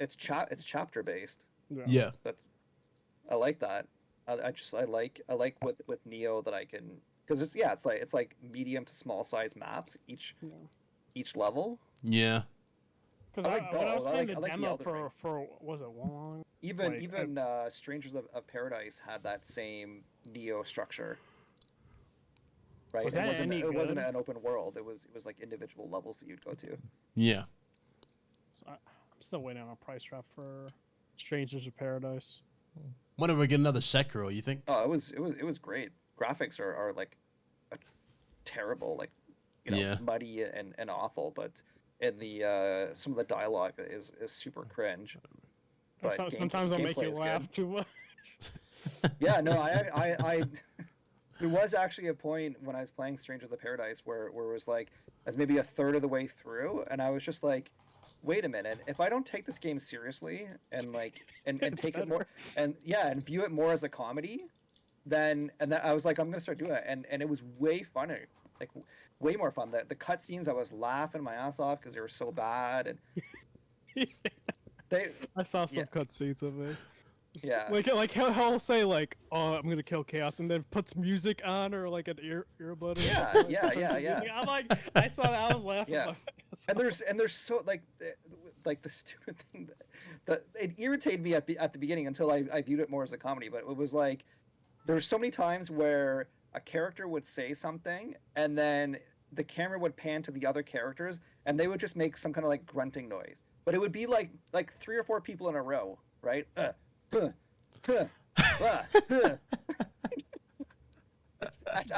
was like, what the world is this game? I mean, But yeah, no, it's actually funny, man. It's a funny game. oh man, I'm curious if we'll ever get another Sekiro. You know, the game that Blaze won't play. I think not. I don't. I mean, with Activision being bought out, I would highly doubt that, and Sony investing in Well, yeah. from software, I can't really. Does Activision hold the rights for Sekiro, or I forgot? Oh, it's a good question. Actually, maybe they don't. Maybe the trademark. I thought they did, but yeah. I think they just publish or help publish. So Yeah. Activision ain't getting bought out, man. Oh man, here we go. Since you brought that up, because of Google. I Googled. Listen. You know why? I was just thinking about this. At first, I'm like, you know what? I was like, you know what? Let Xbox just buy fucking Activision, get it over with. I'm so sick of talking about the FTC, all this I'm sick. I'm really sick and tired of it. Yeah. But then again, maybe everybody's concerned because they're saying, oh, you know, it's not just the console. They're worried about the mobile market. Mobile and streaming. Right. They're worried about, you know, having a, you know, Call of Duty having it, but like, you know, who controls the mobile market? Apple, you know, and Google, right? But the thing is, this is a big, like, this is the biggest transaction in entertainment history. That's how big it is. It's the biggest transaction ever. So, like, they got to really look at this because 10 years down the line, if all these companies go out of business and shit the bed, like, I'm not saying that's like, but we're like, this is a massive, it's a big deal. So they really got to sit there and say, like, because imagine 10 years from now, Xbox has a huge monopoly, you know, consoles start disappearing, and they're like, damn, like, how the hell, what the hell were they thinking letting them buy Activision? You know what I mean? Like, 10 years from now, like, that's why you got to look at it from every angle and make sure that they're doing the right thing. Like, I'm sure all these people have concerns for a reason. That's all I'm saying. But I really don't care at this point. But no, Blaze, you bring up a good point because the FTC is like kicking themselves after the whole Disney acquiring Fox thing years later, and like right. Well, Live Nation too, right? You guys saw with like Live Nation and Ticketmaster, right? Mm-hmm. Yeah, that too. I heard about that. Like that was like, man, people were so pissed about that, and it's like it's been in the news a lot lately, which again they just approved it, and basically like Ticketmaster now has a monopoly on ticket sales. Mm-hmm. Ah, man. I don't know. I've never got. No, I don't understand why people would ever be in favor of mergers like this, acquisitions like this. Like, it just blows my mind. The only thing that I can think of is, like, you know, if you're a Game Pass subscriber, then yeah, of course. Yeah, you want this. You're rooting for this. You want this to go through. But that's like, you know, that's like 25 million or whatnot. Anyone else, anyone who doesn't subscribe to Game Pass, like, I don't know why, you know, any of them would be interested in this, because Microsoft has clearly shown an inability to handle, to like, and any IP that gets in the hands of Microsoft is going to decline. Like, you know, that might sound harsh. Maybe racing. Yeah, it might sound harsh, but it's true though. What you're saying? Yeah. They can't. They're just like, they're terrible at IP management. Even like like, you know, expanding IPs too, because I have still haven't seen it, but a lot of people are criticizing the Halo Paramount series that just came out, right? And obviously, like, Halo itself is declining, and Gears is declining, and Crackdown's dead, and Fable died, and oh boy. But Elder Scrolls are gonna get something for it. But the thing that blows my mind right now is the Perfect Dark situation.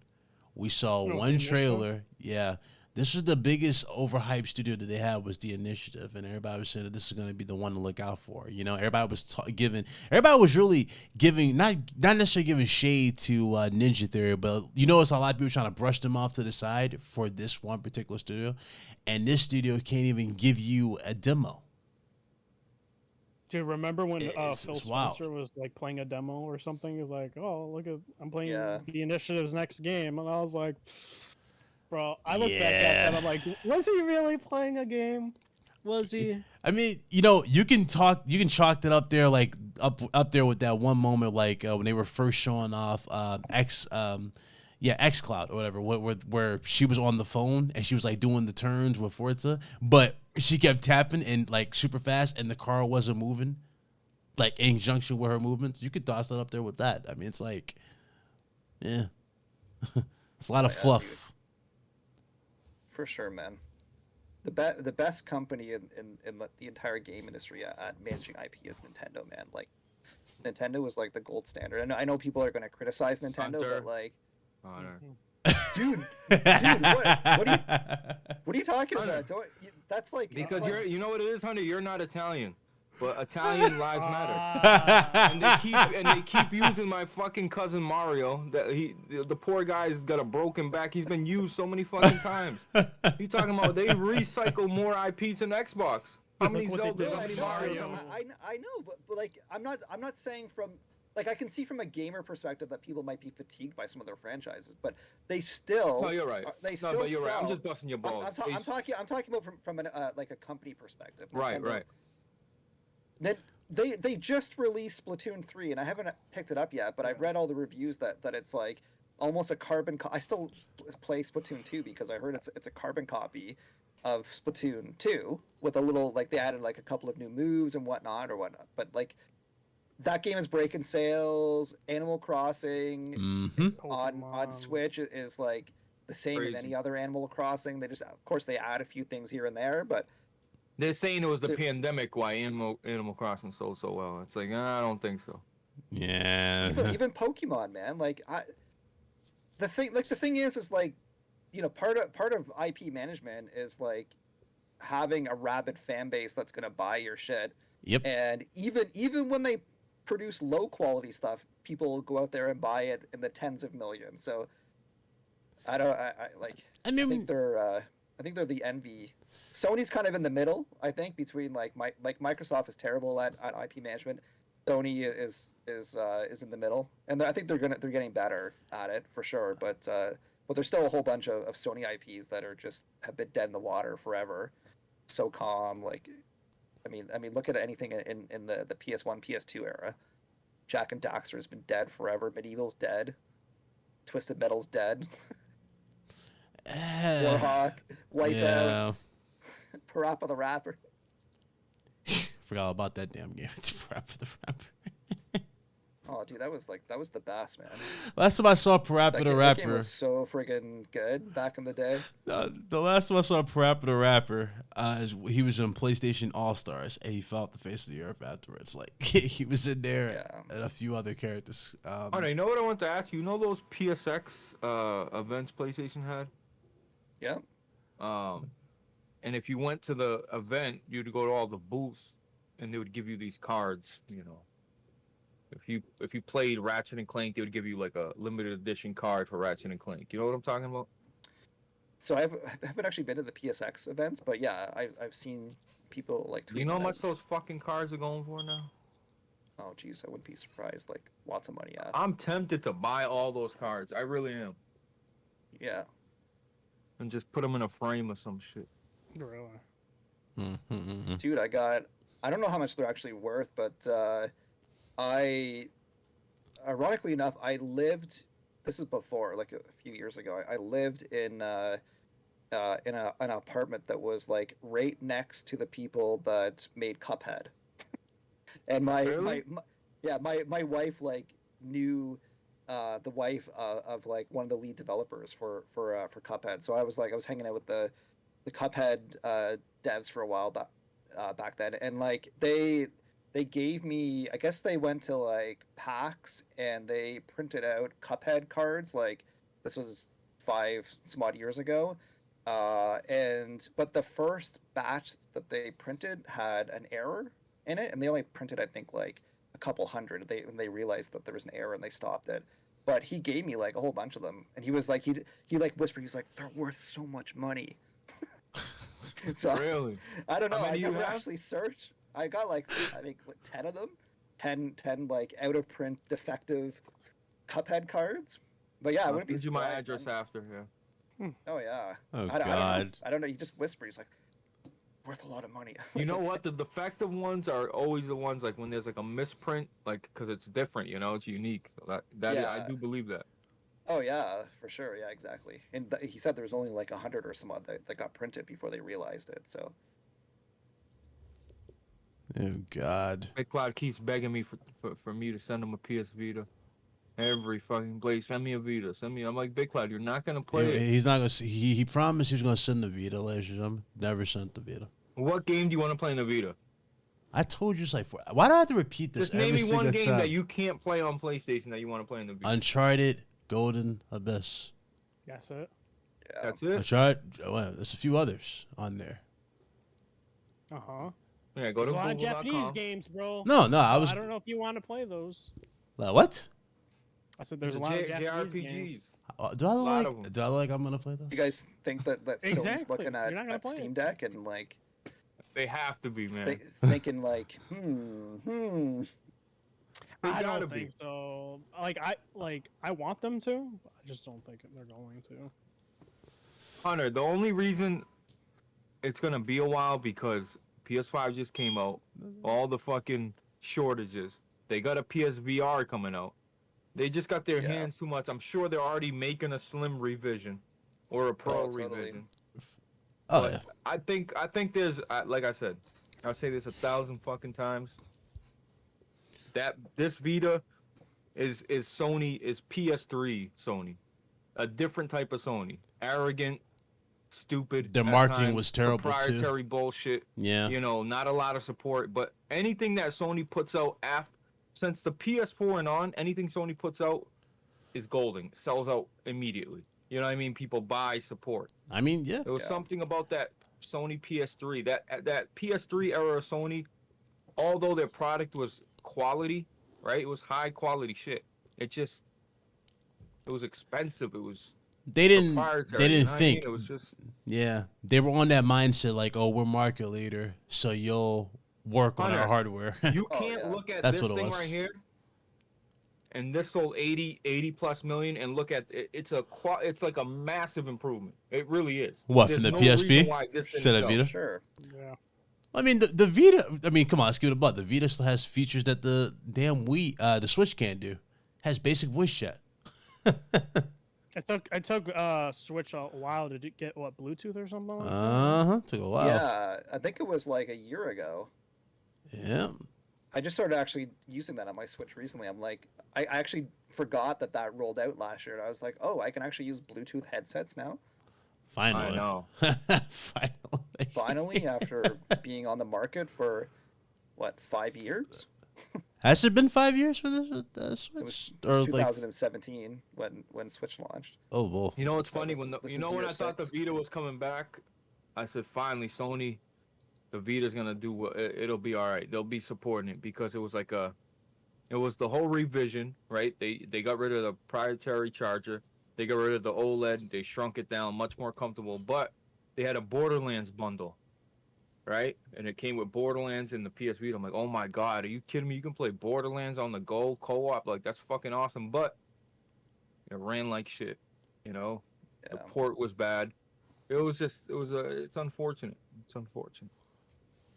Probably get some flack for this, but I if I could go back a few years, I'd certainly want Sony to make a PS Vita 2 versus the PSVR 2. I love PSVR and I love. Me I too. can't wait. I can't wait for PSVR 2, and I've already got one pre-ordered, so I'm a big fan of it. But if I had a choice between PSVR 2 or a Steam Deck PlayStation, I'm with you, Hunter, all the way. I'd pick that, man. Me That's too. why I love playing the Sony games on my Steam Deck. Like, Sony is like one of the companies I look forward to the most. I'm like, I can't wait. I think they're Spider-Man, tempted to Miles do it though. Morales, You can play it in bed on the Returnal. couch. I can't wait. Like, Returnal's gonna kick ass. Returnal's gonna play perfect. Yeah. I mean, Yeah. you know they're tempted though after seeing Yoshida and executives with Vitas. I mean, with the Steam Decks yeah. playing like games like Yoshida's like always tweeting his Steam Deck. Oh Well, yeah. there's a lot of PlayStation reps too, like I'm saying, yeah. Corey and all them. They love the Steam Deck.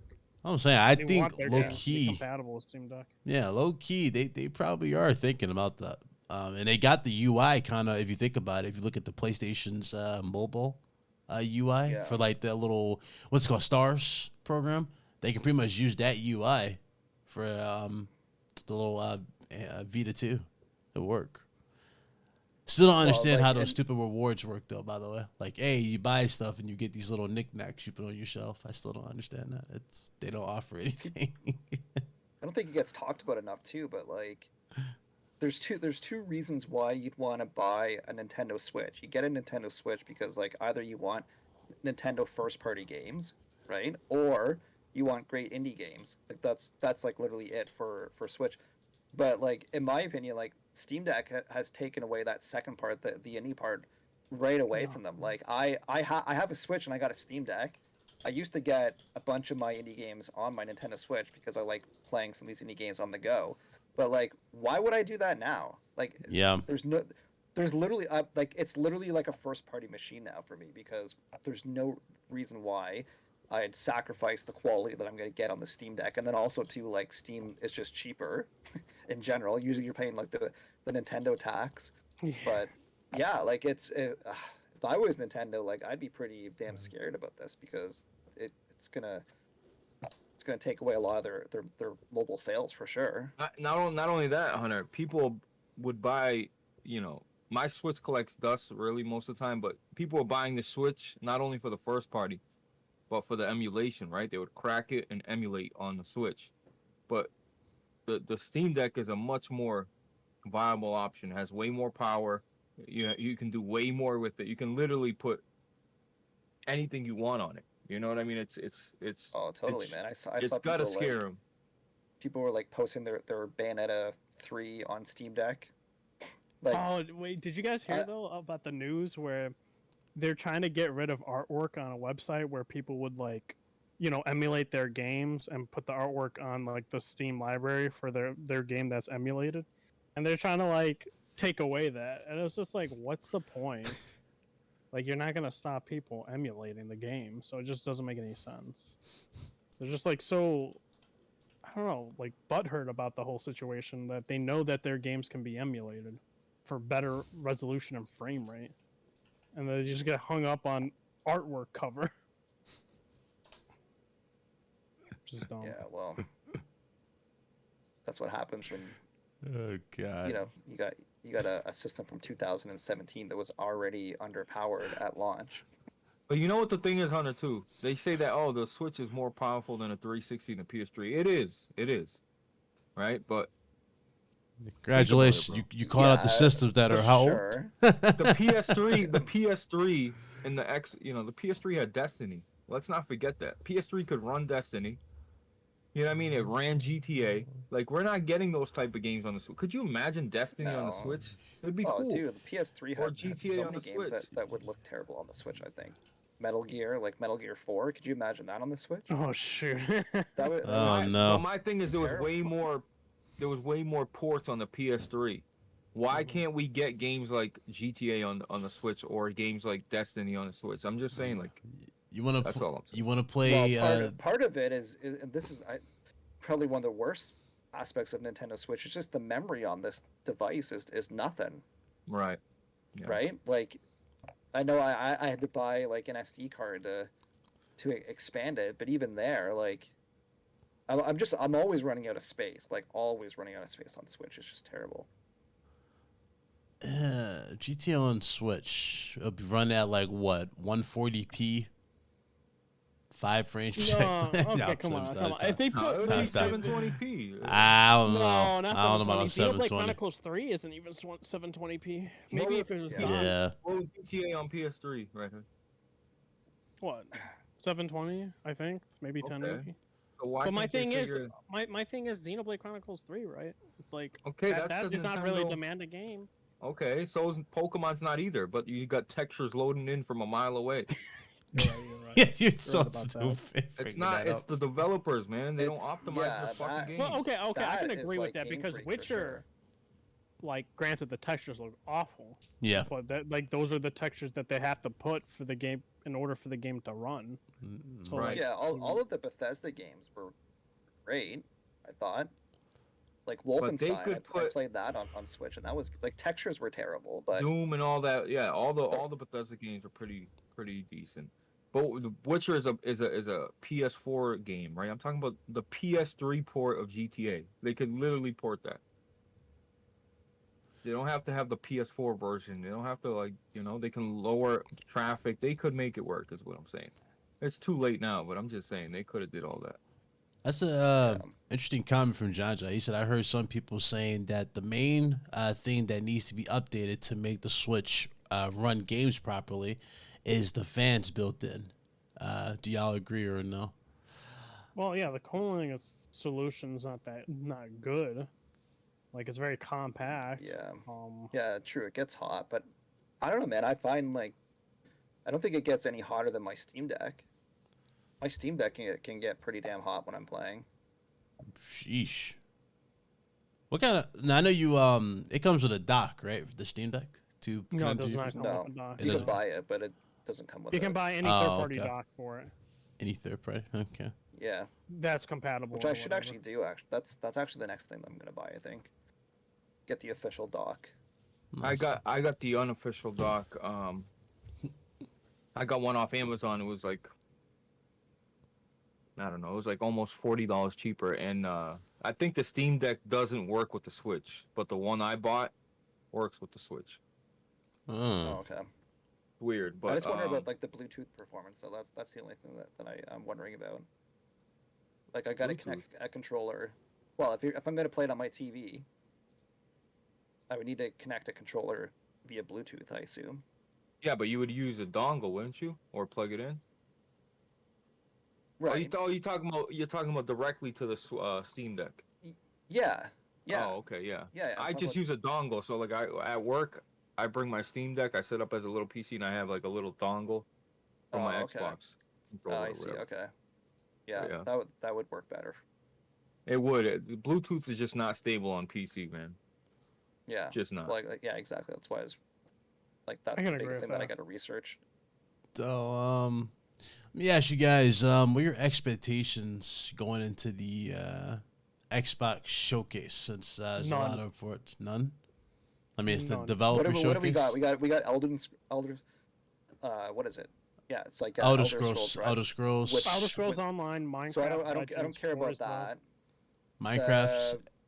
Minecraft. I mean, sure, I got a kid, so I'm interested to see what they have. Forza. I'm sure that'll be a fun game to play. Forza and Redfall. That's about Redfall. it. Forza.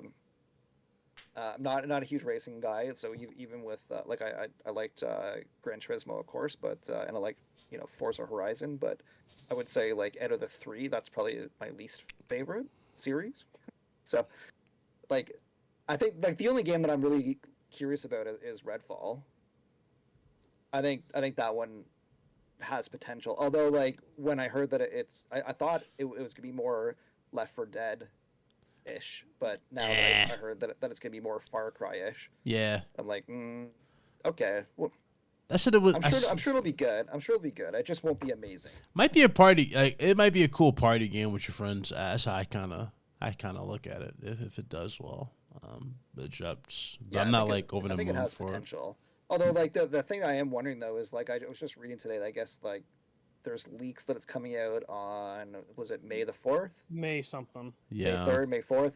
But if that's true, then Starfield for sure is getting delayed.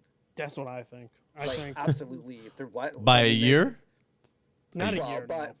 Probably by a full year by the end, like November. Oof. I just don't why would they release Redfall in May and that, because they're going to release apparently both of them in the first half of the year. I can't see Starfield coming out before. Yeah.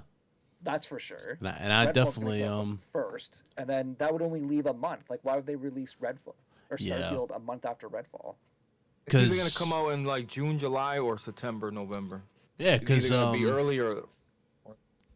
Yeah. Because Sony's dropping Spider-Man 2 in the fall. That's pretty much all but confirmed after we saw that calendar release. So that's going to be in fall. And you don't want to release Starfield anywhere near Spider-Man 2. It's not going to outsell Spider-Man 2. Actually, I'll give a hot take. I think it doesn't matter. You don't think it matters? Like, Xbox fans aren't going to, like... You don't think Starfield's going to sell? It's going to outsell, like, again, when in the same month as, like, Spider-Man 2? Don't underestimate... You talking about, like, bro? Why are we talking about Xbox and sales, man? Of course it's not going to sell. Bro, it's going to sell. Starfield's gonna do well, bro. Y'all are fucking tripping. All Bethesda games do well. All Bethesda games do well. No, what I'm saying is like there's Game Spider-Man Pass, 2. like, there's 25 million people. No, I know, but you know they're gonna spin it up as 20 million people downloaded Starfield. Okay. You know, whatever. Well, yeah. I mean actual physical the number sales. of players is gonna be huge, 20 million Right. for sure. But sales are gonna be abysmal. Yeah. I think Steam. I'd be shocked if that game sells I'll say 5 million, Steam, man. Steam. Yeah, no, you're will right be because of pretty Game good. Pass. You're right. That's why I said you don't want it to drop and fall up No, against no, Spider-Man 2. I So think it No, doesn't but they gotta matter, have bro. their own shit, bro. You Xbox do, don't. but Xbox, listen. If Xbox is worrying about their fan base, then they don't give a fuck about. Because listen, if you got a PC or an Xbox, you're gonna play Starfield, right? I mean, they're yeah. not worried. They're Yeah. worried about their fan base. Like PlayStation guys can only play Spider-Man. Like PC guys Exactly, can't that's play what I'm Spider-Man 2. So it don't matter. But here's the thing: that same conversation you can kind of throw at Horizon with the whole with Zelda situation. Okay, I still Same would not. same It thing doesn't applies. matter. Big Cloud, same Doesn't thing matter. applies. Only Switch players can play Zelda. Yeah. Exactly. Yeah. It's not gonna affect if you got a PlayStation. You're not gonna be like, well, Zelda's coming out. No, you're gonna buy fucking Exactly. Horizon. Yeah. That's what I was mentioning. Like when Big Cloud was saying that. This is not my a whole shooter, point Big was- Cloud. Yeah, This sure. is not Yeah. Fall, Battlefield, Call of Duty, where Yeah, it's like, sure. people got to choose one shooter. Good point. Good You know? point. I Yeah. get that. Good point. That was the whole point. It's two different demographics. That was my whole point. Was it doesn't matter. It's like you're comparing Spider-Man to Starfield, where it's just two different. Wait. So wait, audiences. do y'all have high hopes for Starfield? I mean, I don't. I personally don't. You have. I'm more No. excited for Obsidian's Avowed than I am Starfield. Oh yeah, me too, for sure. I mean, They make better I mean, RPGs the thing is, Yeah. like, Bethesda. I don't want to like say my opinion is objective, but like seriously though, if you look at the presentation that they had, like almost objectively, it didn't look good. Like, dude, their heads were it doing was- The Exorcist. I mean, like, yeah, like combat looked really bad, and like textures didn't look good, and frame rate looked Yeah. bad. Like I get being excited about the concept of Starfield, because I think that's really exciting, right? Like No Man's Sky, but with with the Bethesda twist to it, the RPG twist to it. Like the whole concept of it sounds really exciting, but the actual game that they showed us did not present well, in my opinion. Which I think, I mean, would you guys agree? I think like, mods what- are gonna be it the- looks the- stiff and it looks generic. It really does. I think the mods are gonna be the big driving force for that game. It's like Yeah. the mod community is the one that's going to kind of like have whatever side quests that they want or factions that they create and even Yeah. storylines that they'll make. Because like I said, that's kind of like the big thing for Bethesda games going forward are like the mod community is a big thing. So if they kind of Yeah. screwed the mods, that well, would be that's why I the was biggest reading L, too. Like, but there's I a lot doubt of it. people that are like voicing concerns about Game Pass, because how does that play into mods, right? Yeah. I mean, they do have the mods. Like, are they gonna roll out mods onto Game Pass or not? Oh, or... like have a creators, like a community created thing, and Oh no, Xbox, like if we're talking like Xbox like ecosystem in terms of like the Series S or X, like you're not really gonna get mods. Like the PC version of the game will be getting. Well, yeah, for sure. But they, like, I think they could, like, I think, I'm trying to remember what game it was, but they're You're talking about the definitive edition for Skyrim. They Right. gave like yeah, that was exactly. they picked out the mods that were already available and kind of packaged it in their game to like sell as well, Right. something Okay. like that. Well, I assume that this game's going to come out for Game Pass for PC, right? I think all Microsoft games come out for both. So if you download the Game Pass version for PC, then hopefully you assume that you can get all the mods on that one. I think that regardless, I think the game's going to do amazing. Like I was actually surprised because I knew that Fallout was like a pretty big series, but I was just like couple days ago I was checking to see how many copies Fallout 4 sold, and like I think it was even back in like 2017 or yeah, it was like I think 2017 it had already sold over 20 million. Yep. Like it I know that they said that the launch year, I think the launch year of Fallout 4 beat the launch year of Skyrim. Like it's like, and if that was 2017, like 25-30 million, I'm sure it's cleared at least by now. It's ridiculous. So yeah, it's Starfield's gonna be a big game. Yeah. I just hope it lives up to the expectations. That's all I can really say at this point after seeing that first initial reveal. First reveal, I was just like, wow, all this hype, and this is what we got. Karate looked bad too. I don't know, man. The little big cockroaches. cockroaches. I guess when I think about it too, like Bethesda's actually really well. Bethesda Game Studios has never really been all that good with gameplay. Like I remember, I remember the like Fallout 3 and Fallout 4, like especially Fallout 3 had like some pretty choppy. It was still like one of the best games ever. Yeah, really amazing game, but from a gameplay perspective, it wasn't all that good. Yep. Rob Jones, channel member for 2 months. Thank you so much, Rob. I appreciate it. He says got to heading off now. Guys, enjoy your weekend. You enjoy your weekend as well, my brother. See you. Obviously, on Solid Guys, so that you're gonna come through. Shout out to Rob Jones.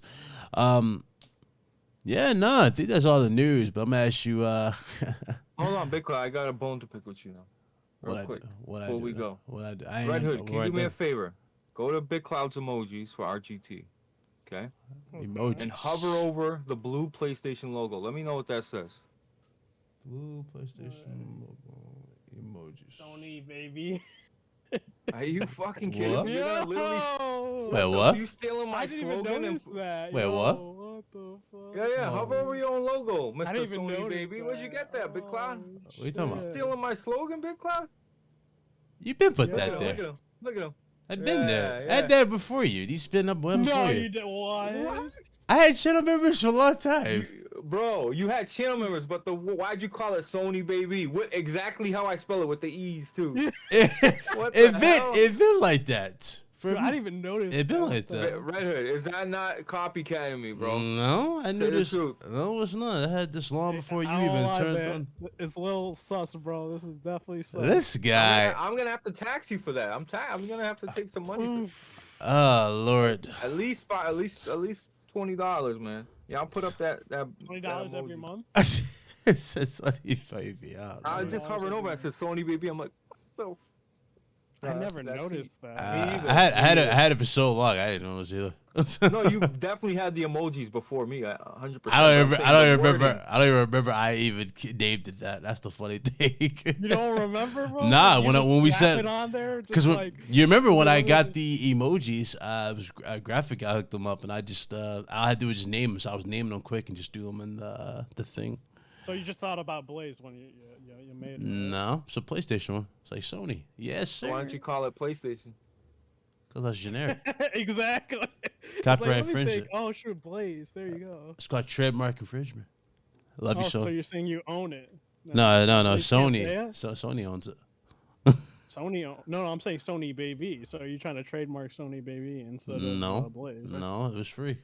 That's okay. We all, Big Cloud. we all You can can say. use it, Big Cloud. That's We all I all love, say. brother. Besides, also, I still kind of am, but I was producer extraordinaire, Stockcast. So technically, Oh my God. all the assets kind of are mine. They're mine. Wait, They're my oh, control. yours. They're He my shares control. the assets. Yeah. Yeah, they're in my control. Yeah, you said I did there. You said I did No, that. that's good. That was good. I see what you did. That's what I did there. Like Hunter's like, what the hell else are you talking about? Hunter's lost. He doesn't- He doesn't get it. Hunter, how'd you feel about the WWE being sold situation? How'd you feel? We talked about it earlier before we jumped in, but yeah, but I mean that's still in the rumor phase, right? no, well, it was talked about for Saudi Arabia. They Well, confirmed that they threw their name in the pot, whatever. It wasn't confirmed that they sold. Yeah. There was articles about how it was sold, and then Yeah, they all yeah. got retracted the next day, where it was like, oh, they're like, you know, Tony There's Khan strong is talks, gonna. Now Tony's also But Tony, Tony might buy it, and I mean, I don't know. I don't know what to say other than like, of course, like why? I mean, a lot of old rich dudes will end up just selling their companies because they're old, and why would Vince McMahon want to die owning, you know, a billion shares of WWE? Of course he wants to cash out and take his money. I think he wants to cash out and also still be a part of the company that when it's sold. Yeah. I think that's one of those things where he's like, yeah, I want to be creative, like have creative control. That's even what when it's TK's sold. talking to him Like, about. is you it know? the same thing with like Dana White with the UFC He and might. stuff? Please don't mention Dana White after that whole thing. I don't know if y'all seen it with his wife. Yes, I saw. You saw it, Bliss? Yeah. With Dana White? Yeah. Oh God! Don't even bring, like he imagine giving shade to fighters for years about touching women and assaulting women, only for you to be in a club slapping your wife. Like this guy.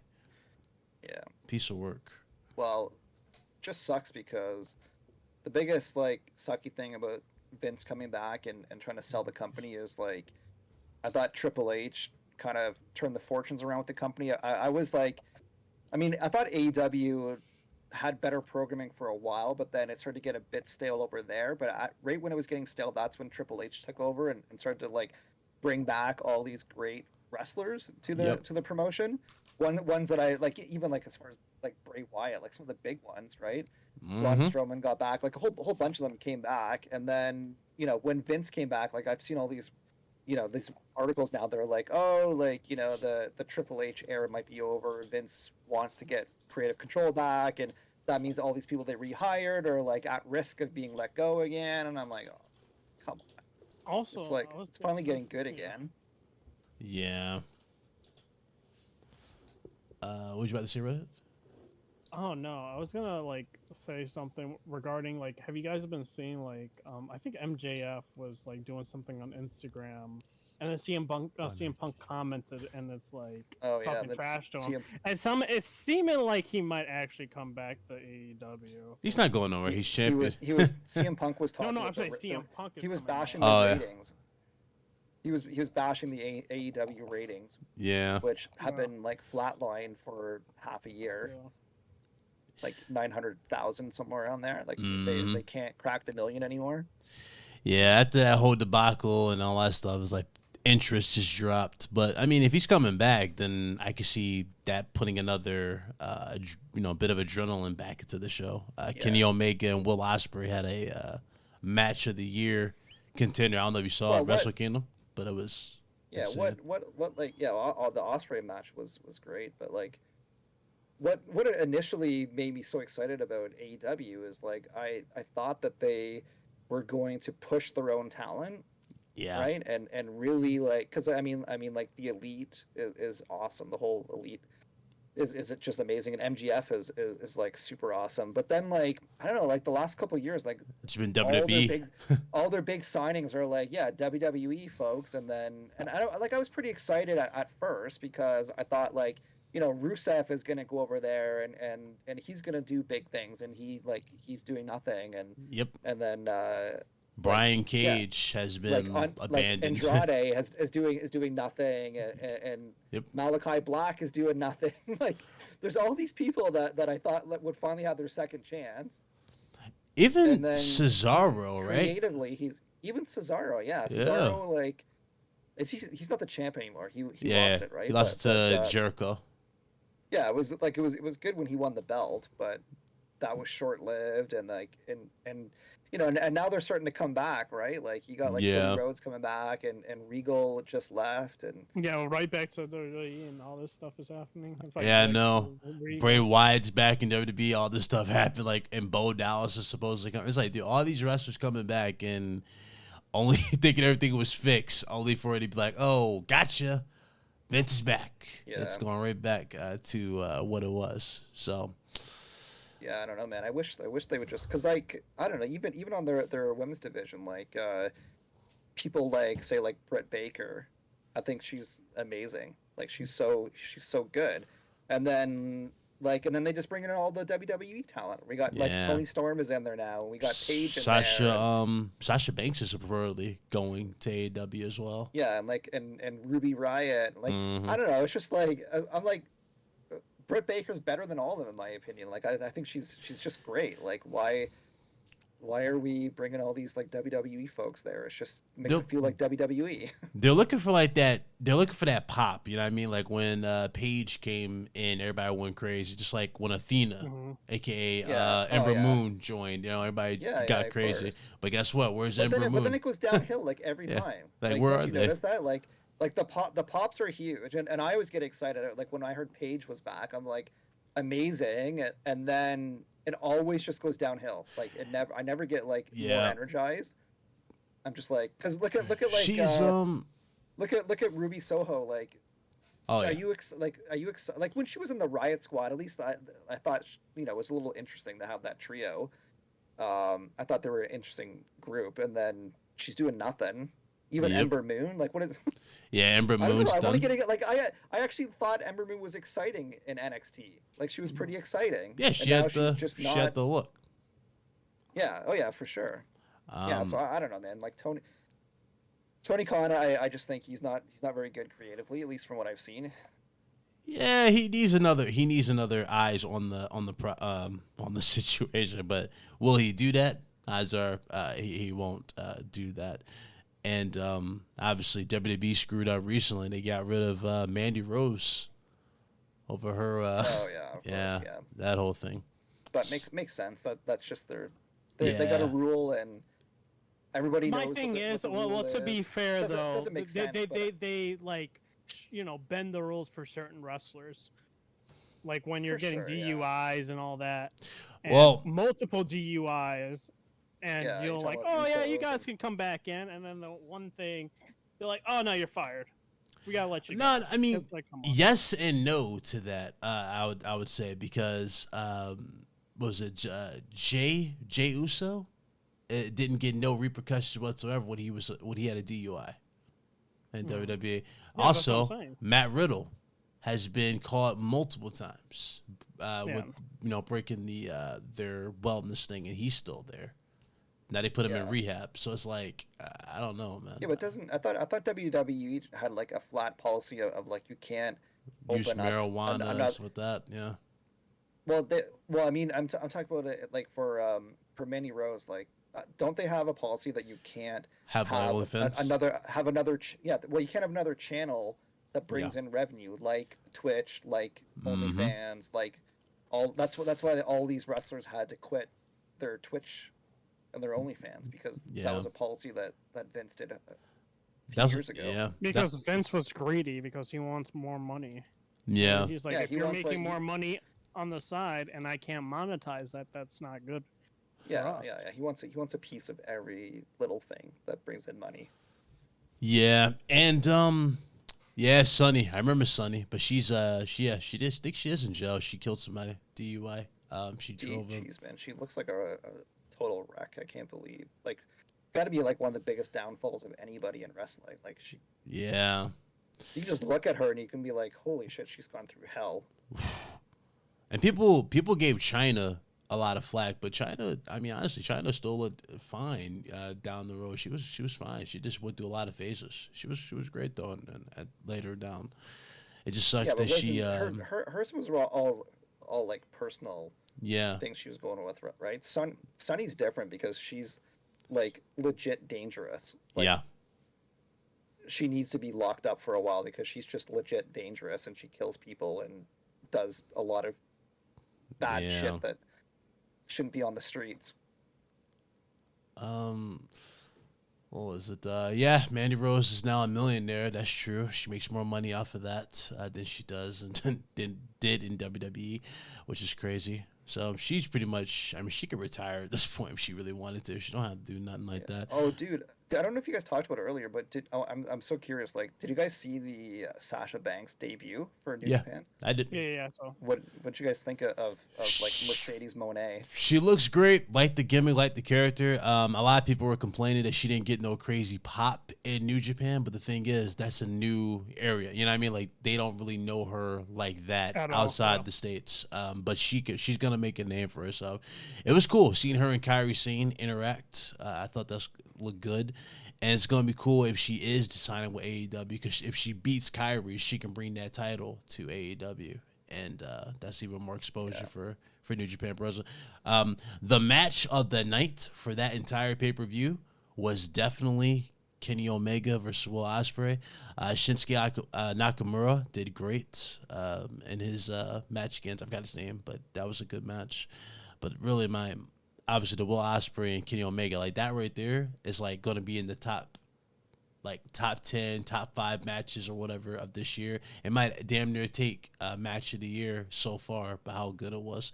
And the crazy thing is Omega still has to have another title match in the U.S., so he had to beat Omega to do another title match. So it's gonna be cool. Yeah, I'm curious. I like she's gonna. I think Mercedes Moné is gonna win the title.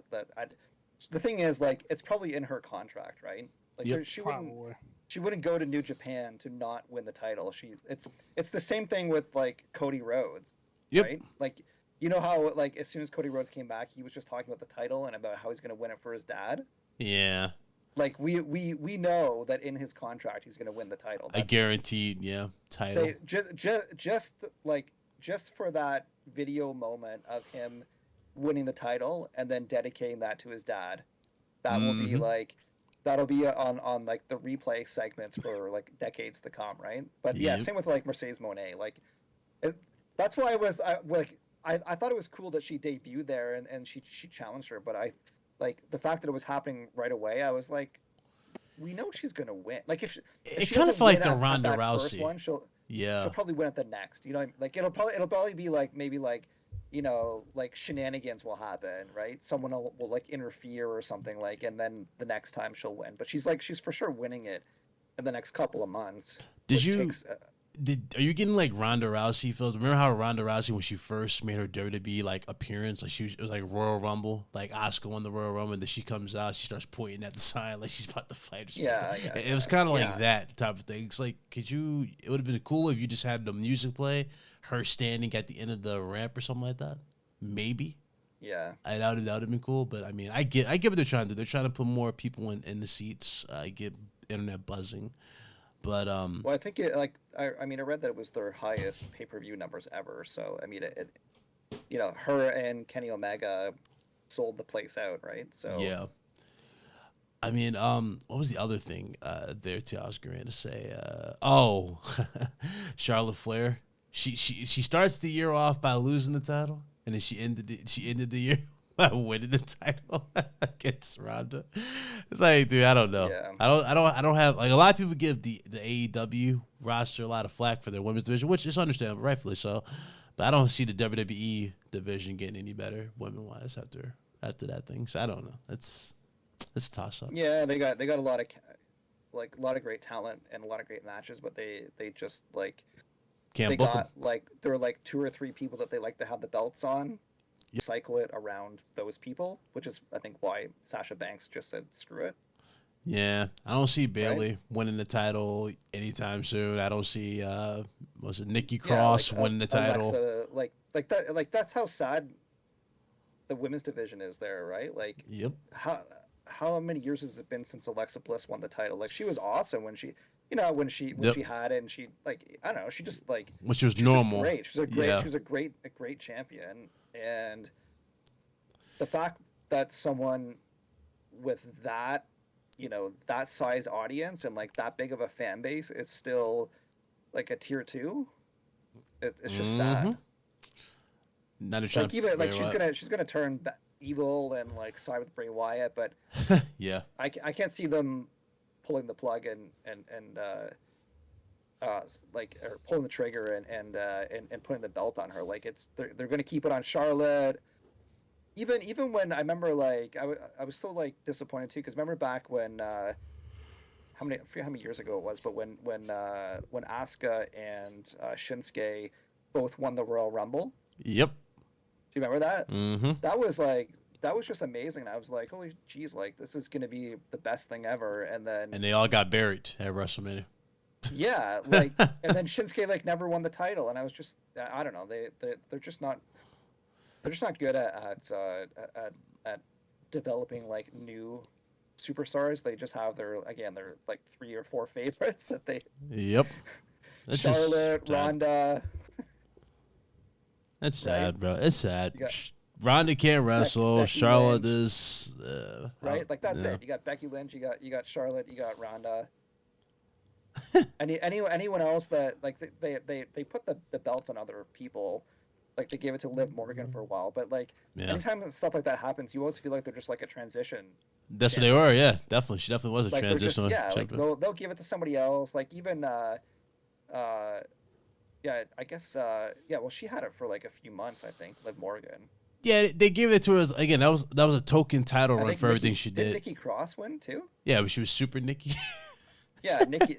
Yeah, again, like that's the like the sucky thing about it is like you can't even like imagine that these people are gonna be keeping the title for any long period of time. They're just holding it until someone else comes along that they want to actually have the title.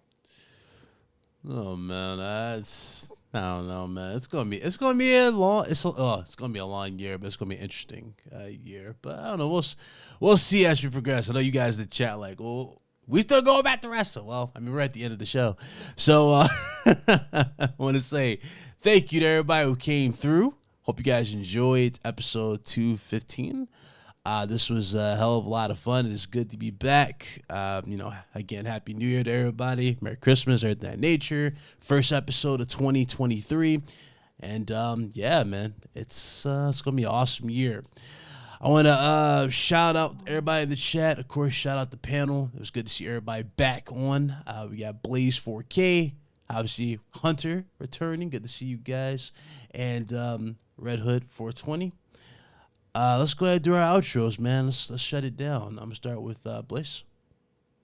Yeah, bro. Glad to be back. Glad Hunter came back too. Haven't seen Hunter in a really, really long time. And yeah, it was a good show. Kind of slow week, but yeah, just pump out what we got. I mean, we haven't been back since New Year's anyway, so we had a. I mean, Big Cloud, you got to get back on rhythm here, buddy. No, I will. Told them all. Yeah, I appreciate it. Oh yeah, absolutely. Hunter? Yeah, man. Well, like you're saying, there's not a whole lot going on. Beginning of the year, right? Not a whole lot, but got some big games I think coming out soon. We got Hogwarts coming out, which is gonna be huge. We got Forspoken, which I know people either love it or hate it, but I think people are gonna be talking about it regardless. So, but yeah, no, I think the game I'm looking forward to the most is Dead Space. I think I was telling you guys before that I thought, Callisto Protocol, before it came out, had a chance to crack my top 10 of last year, like even top 3, top 5. Like it just looked amazing. It looked so good. Yeah. And it just didn't turn out to be that good. So, and I was certainly looking forward to that game way more than Dead Space, even though I love Dead Space. But I was looking forward to a new character, a new game world, like new mechanics. But I'm looking forward to Dead Space, a lot. I think it looks amazing, and yeah, can't wait, man. A couple of weeks and that game comes out, so. Oh yeah, I can't wait for that. When does it drop this month? What day? The 27th. 27th. Yeah. January. Oh yeah, that's gonna. And then if you buy it on PC, you get Dead Space 2. If you already don't own Dead Space 2 for some apparent reason. Oh, I was wondering what that was about. I thought they was like, wait, they doing? I saw that. I was like, wait, they doing a remake of 2? What the hell? I was like, oh, so you get Dead Space 2, the original. Okay, cool. Obviously we know that's going to be next on the list after this game does well. Yeah. So can't wait for that to happen. Red Hood. It's funny though, man. No, I was just gonna say there's other games that are coming out, but I just feel like people aren't hyped for a lot of games coming out recently. I mean, when's Wolong drop? I tweeted about Wolong and people are seem like on that, and Monster Hunter's coming out on consoles, and people are like on that. The new SpongeBob game is coming out in a couple of weeks, but yeah. It's a lot of stuff to look forward to. Yeah. It's a lot of I feel like people are just not. Maybe we're all tired from last year. I don't know. I don't feel like there's a lot of hype for anything aside from Hogwarts. I think Hogwarts is the biggest one. Dude, Hogwarts has my full undivided attention. I can't wait to play that. I don't know which house you gonna be Slytherin. I'm Slytherin all the way. Dude, Gryffindor, but I'm gonna use the killing spell as a Gryffindor person. Oh man.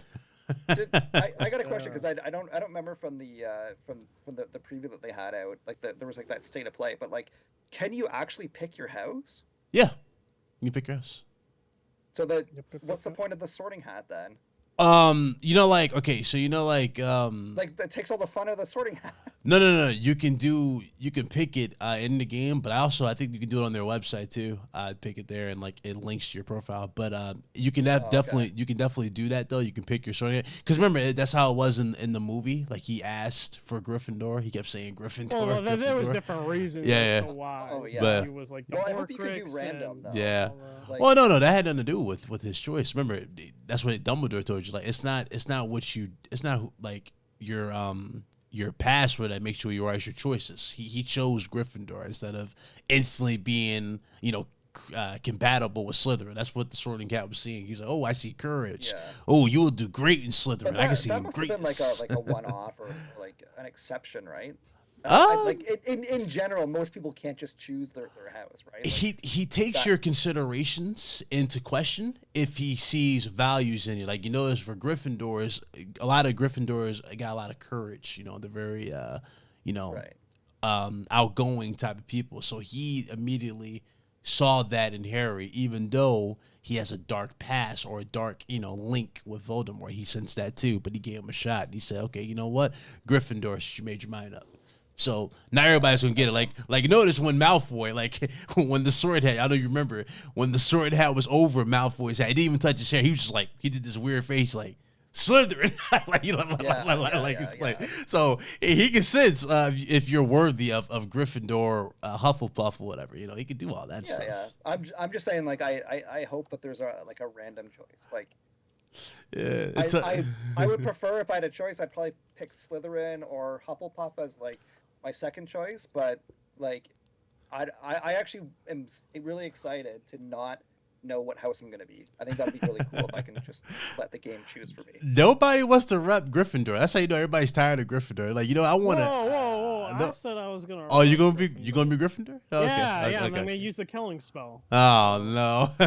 The only thing that's killing me with this game, and again, I get why they didn't do it, so I'm not upset about it, but I'm still a little bummed that it's not in the game. Is Quidditch. I would love Quidditch to be in this game. It's so good to go away. You know what? It's got to be like DLC or something. It's gotta be. Like I feel like that's gonna be like expansion 1. Like games, mini games or something, or have Quidditch. Yeah, it's gotta be because everything else about this game, like everything else from what we're hearing, is just perfect. You make your own path, you go about your own thing, you explore the dark forest. Grant, excuse me. You got the broom mechanic too, which is awesome, right? Yeah. Like, it looked really good when they were flying around. The scenery looks amazing. The only thing that's you can't explore, which obviously they can expand that if this game does super well for a sequel, is the you remember so you know how you got the Black Forest or the Dark Forest, and then you have the Forbidden Ocean. The forbidden lake or whatever I guess you want to call it by Hogwarts. There's another like world underneath that, with the mermaids and all that. That's how you can bring back the Goblet of Fire. I would love to see some stuff like that. That'd be dope. Like there's so many things you can do with Hogwarts. It's very really creative, but it looks like super ambitious though. Like it just looks like there's a whole like. Even if they could have made a game where you're just in Hogwarts. Yep. Like they could like there's so many things to do in Hogwarts, but they could have made like that and like a little bit of the surrounding area, but then the fact that it's like an open world outside of Hogwarts, like, geez man, the ambition for this game is huge. No wonder it got pushed back. Yeah, I'm happy though. I'm happy that it lived up to well, I can't say it lived up to expectations, but I'm happy that it at least like we see these games when we first see them, they look amazing the first time, and then as we start seeing more, they look kind of degraded. This game we did not see that, so I'm very happy what they're doing here. Like they really did keep the same tone, the look. They just kept adding upon it. The only thing I will give them flack for, because I thought it was one of the dumbest things ever, was that stupid magnet floating wand thing that they were doing for a collector's edition. You remember what I'm talking about? It's like the book with the wand that spins. The collector's edition. Yeah, I don't You remember that? but It's like a little, the floating wand. levitating wand. Oh, yeah. That's the only thing yeah. I will give them flack for. Like, who thought that was a good idea? Who thought this sounded good on paper? It was a terrible design or a terrible choice for a collector's edition. And that's the only thing I'll give them flack for. Plus, like the voice cast looks good, and yeah, I don't know. I like the fact too that it takes place in like the early 1800s, right? So I can't wait to just because they were showing like in the state of play like some of the characters that you see in the portraits in the movies and in the books, of course, are the characters you're going to interact with in this game. So like the main professor is like he's shown in the movies in a portrait, right? So I'm just like, that's cool. I think it's cool the fact that we can go back. Yeah. Some people were complaining about there's no Nimbus 2000. But I'm like, bro, it's a different time. Nimbus 2000 was the modern take on Hogwarts. This is the older time. So you don't have no Firebolt. You don't have no Nimbus 2001s, 2000s. You don't have that stuff yet. Plus, like, I'm not sure if we even know. I'm sure diehard Harry Potter fans would, but like, what year did all these things start? Like, I don't know. 18. Like this is like 200 years before the movies. What? Did they have Quidditch back then? No, they have it. Probably. Yeah. My guess is yes, but I don't know. Like, when was Quidditch invented? This is 15? I think they said like 18. It's early 18. Yeah, like 1815 is this one. It's 200 years before, like almost 200 years before the movie. Yeah. So if you guys are expecting the Horcrux, like the brothers who make the Deathly Hallows, I don't expect that in the game. Even though that would be a cool surprise. Like if you learn the killing curse and you kill someone who had the Elder Wand, you know what I mean, Hunter? And you end up being someone who had the Elder Wand, and then we know your fate at that point because you died, because whoever had the Elder Wand pretty much died to pass it on to the next person. That'd be a cool surprise, but again, that's me kind of pushing it. But I don't think. Did they ever say, is this game canon? I don't think so. I think they're just having fun with it. I've never heard about it being canon. Yeah. It's cool if it is canon. Yeah, they're having fun with it, so I'm cool. I'm cool with it. It looks good. I mean, again, because they wanted to make it canon, they could have just gone into the present day now and had like Harry's son, and and their friends doing their take on it. But again, that'd be another thing. But no, it's regardless, good. man. Like, it comes out. What is it? Is it the February 5th, 3rd or 5th, or it's like 3rd or 4th? Yeah. Anyways, it's like I guess like 3 weeks. Like. Yep. That's awesome. So can't wait to play that. But yeah, sorry about that. We're getting sidetracked. I mean, that's the power of Hogwarts. Red Hood, tell people where they can find you. Follow me on Twitch, RedHood420, and we're gonna be making some on YouTube actually, some Final Fantasy 16 theories and all that. So look forward to that. Big Cloud can say whatever he wants, but realize this man also plays kiddie games like Ratchet and Clank, and goes crazy when it comes to Final Fantasy. So that's how I understand that. We over yet? But yeah, no, it's gonna be a great year, and a lot of games to play. I'm really hyped about that. I think technically even better than last year. So hopefully it's like a lot of games that people are gonna enjoy, and I think it's gonna be a great year for everyone, and hopefully it is. And stay safe, take it easy, and see you guys throughout the new year. There you go. Everybody in the chat, man, appreciate y'all. Everybody stuck with us who came through. We'll see you guys on the next one. You guys be blessed. Y'all be easy. And you guys have an awesome weekend. I'll see you guys on the next one. And yeah, y'all be good. We out of here.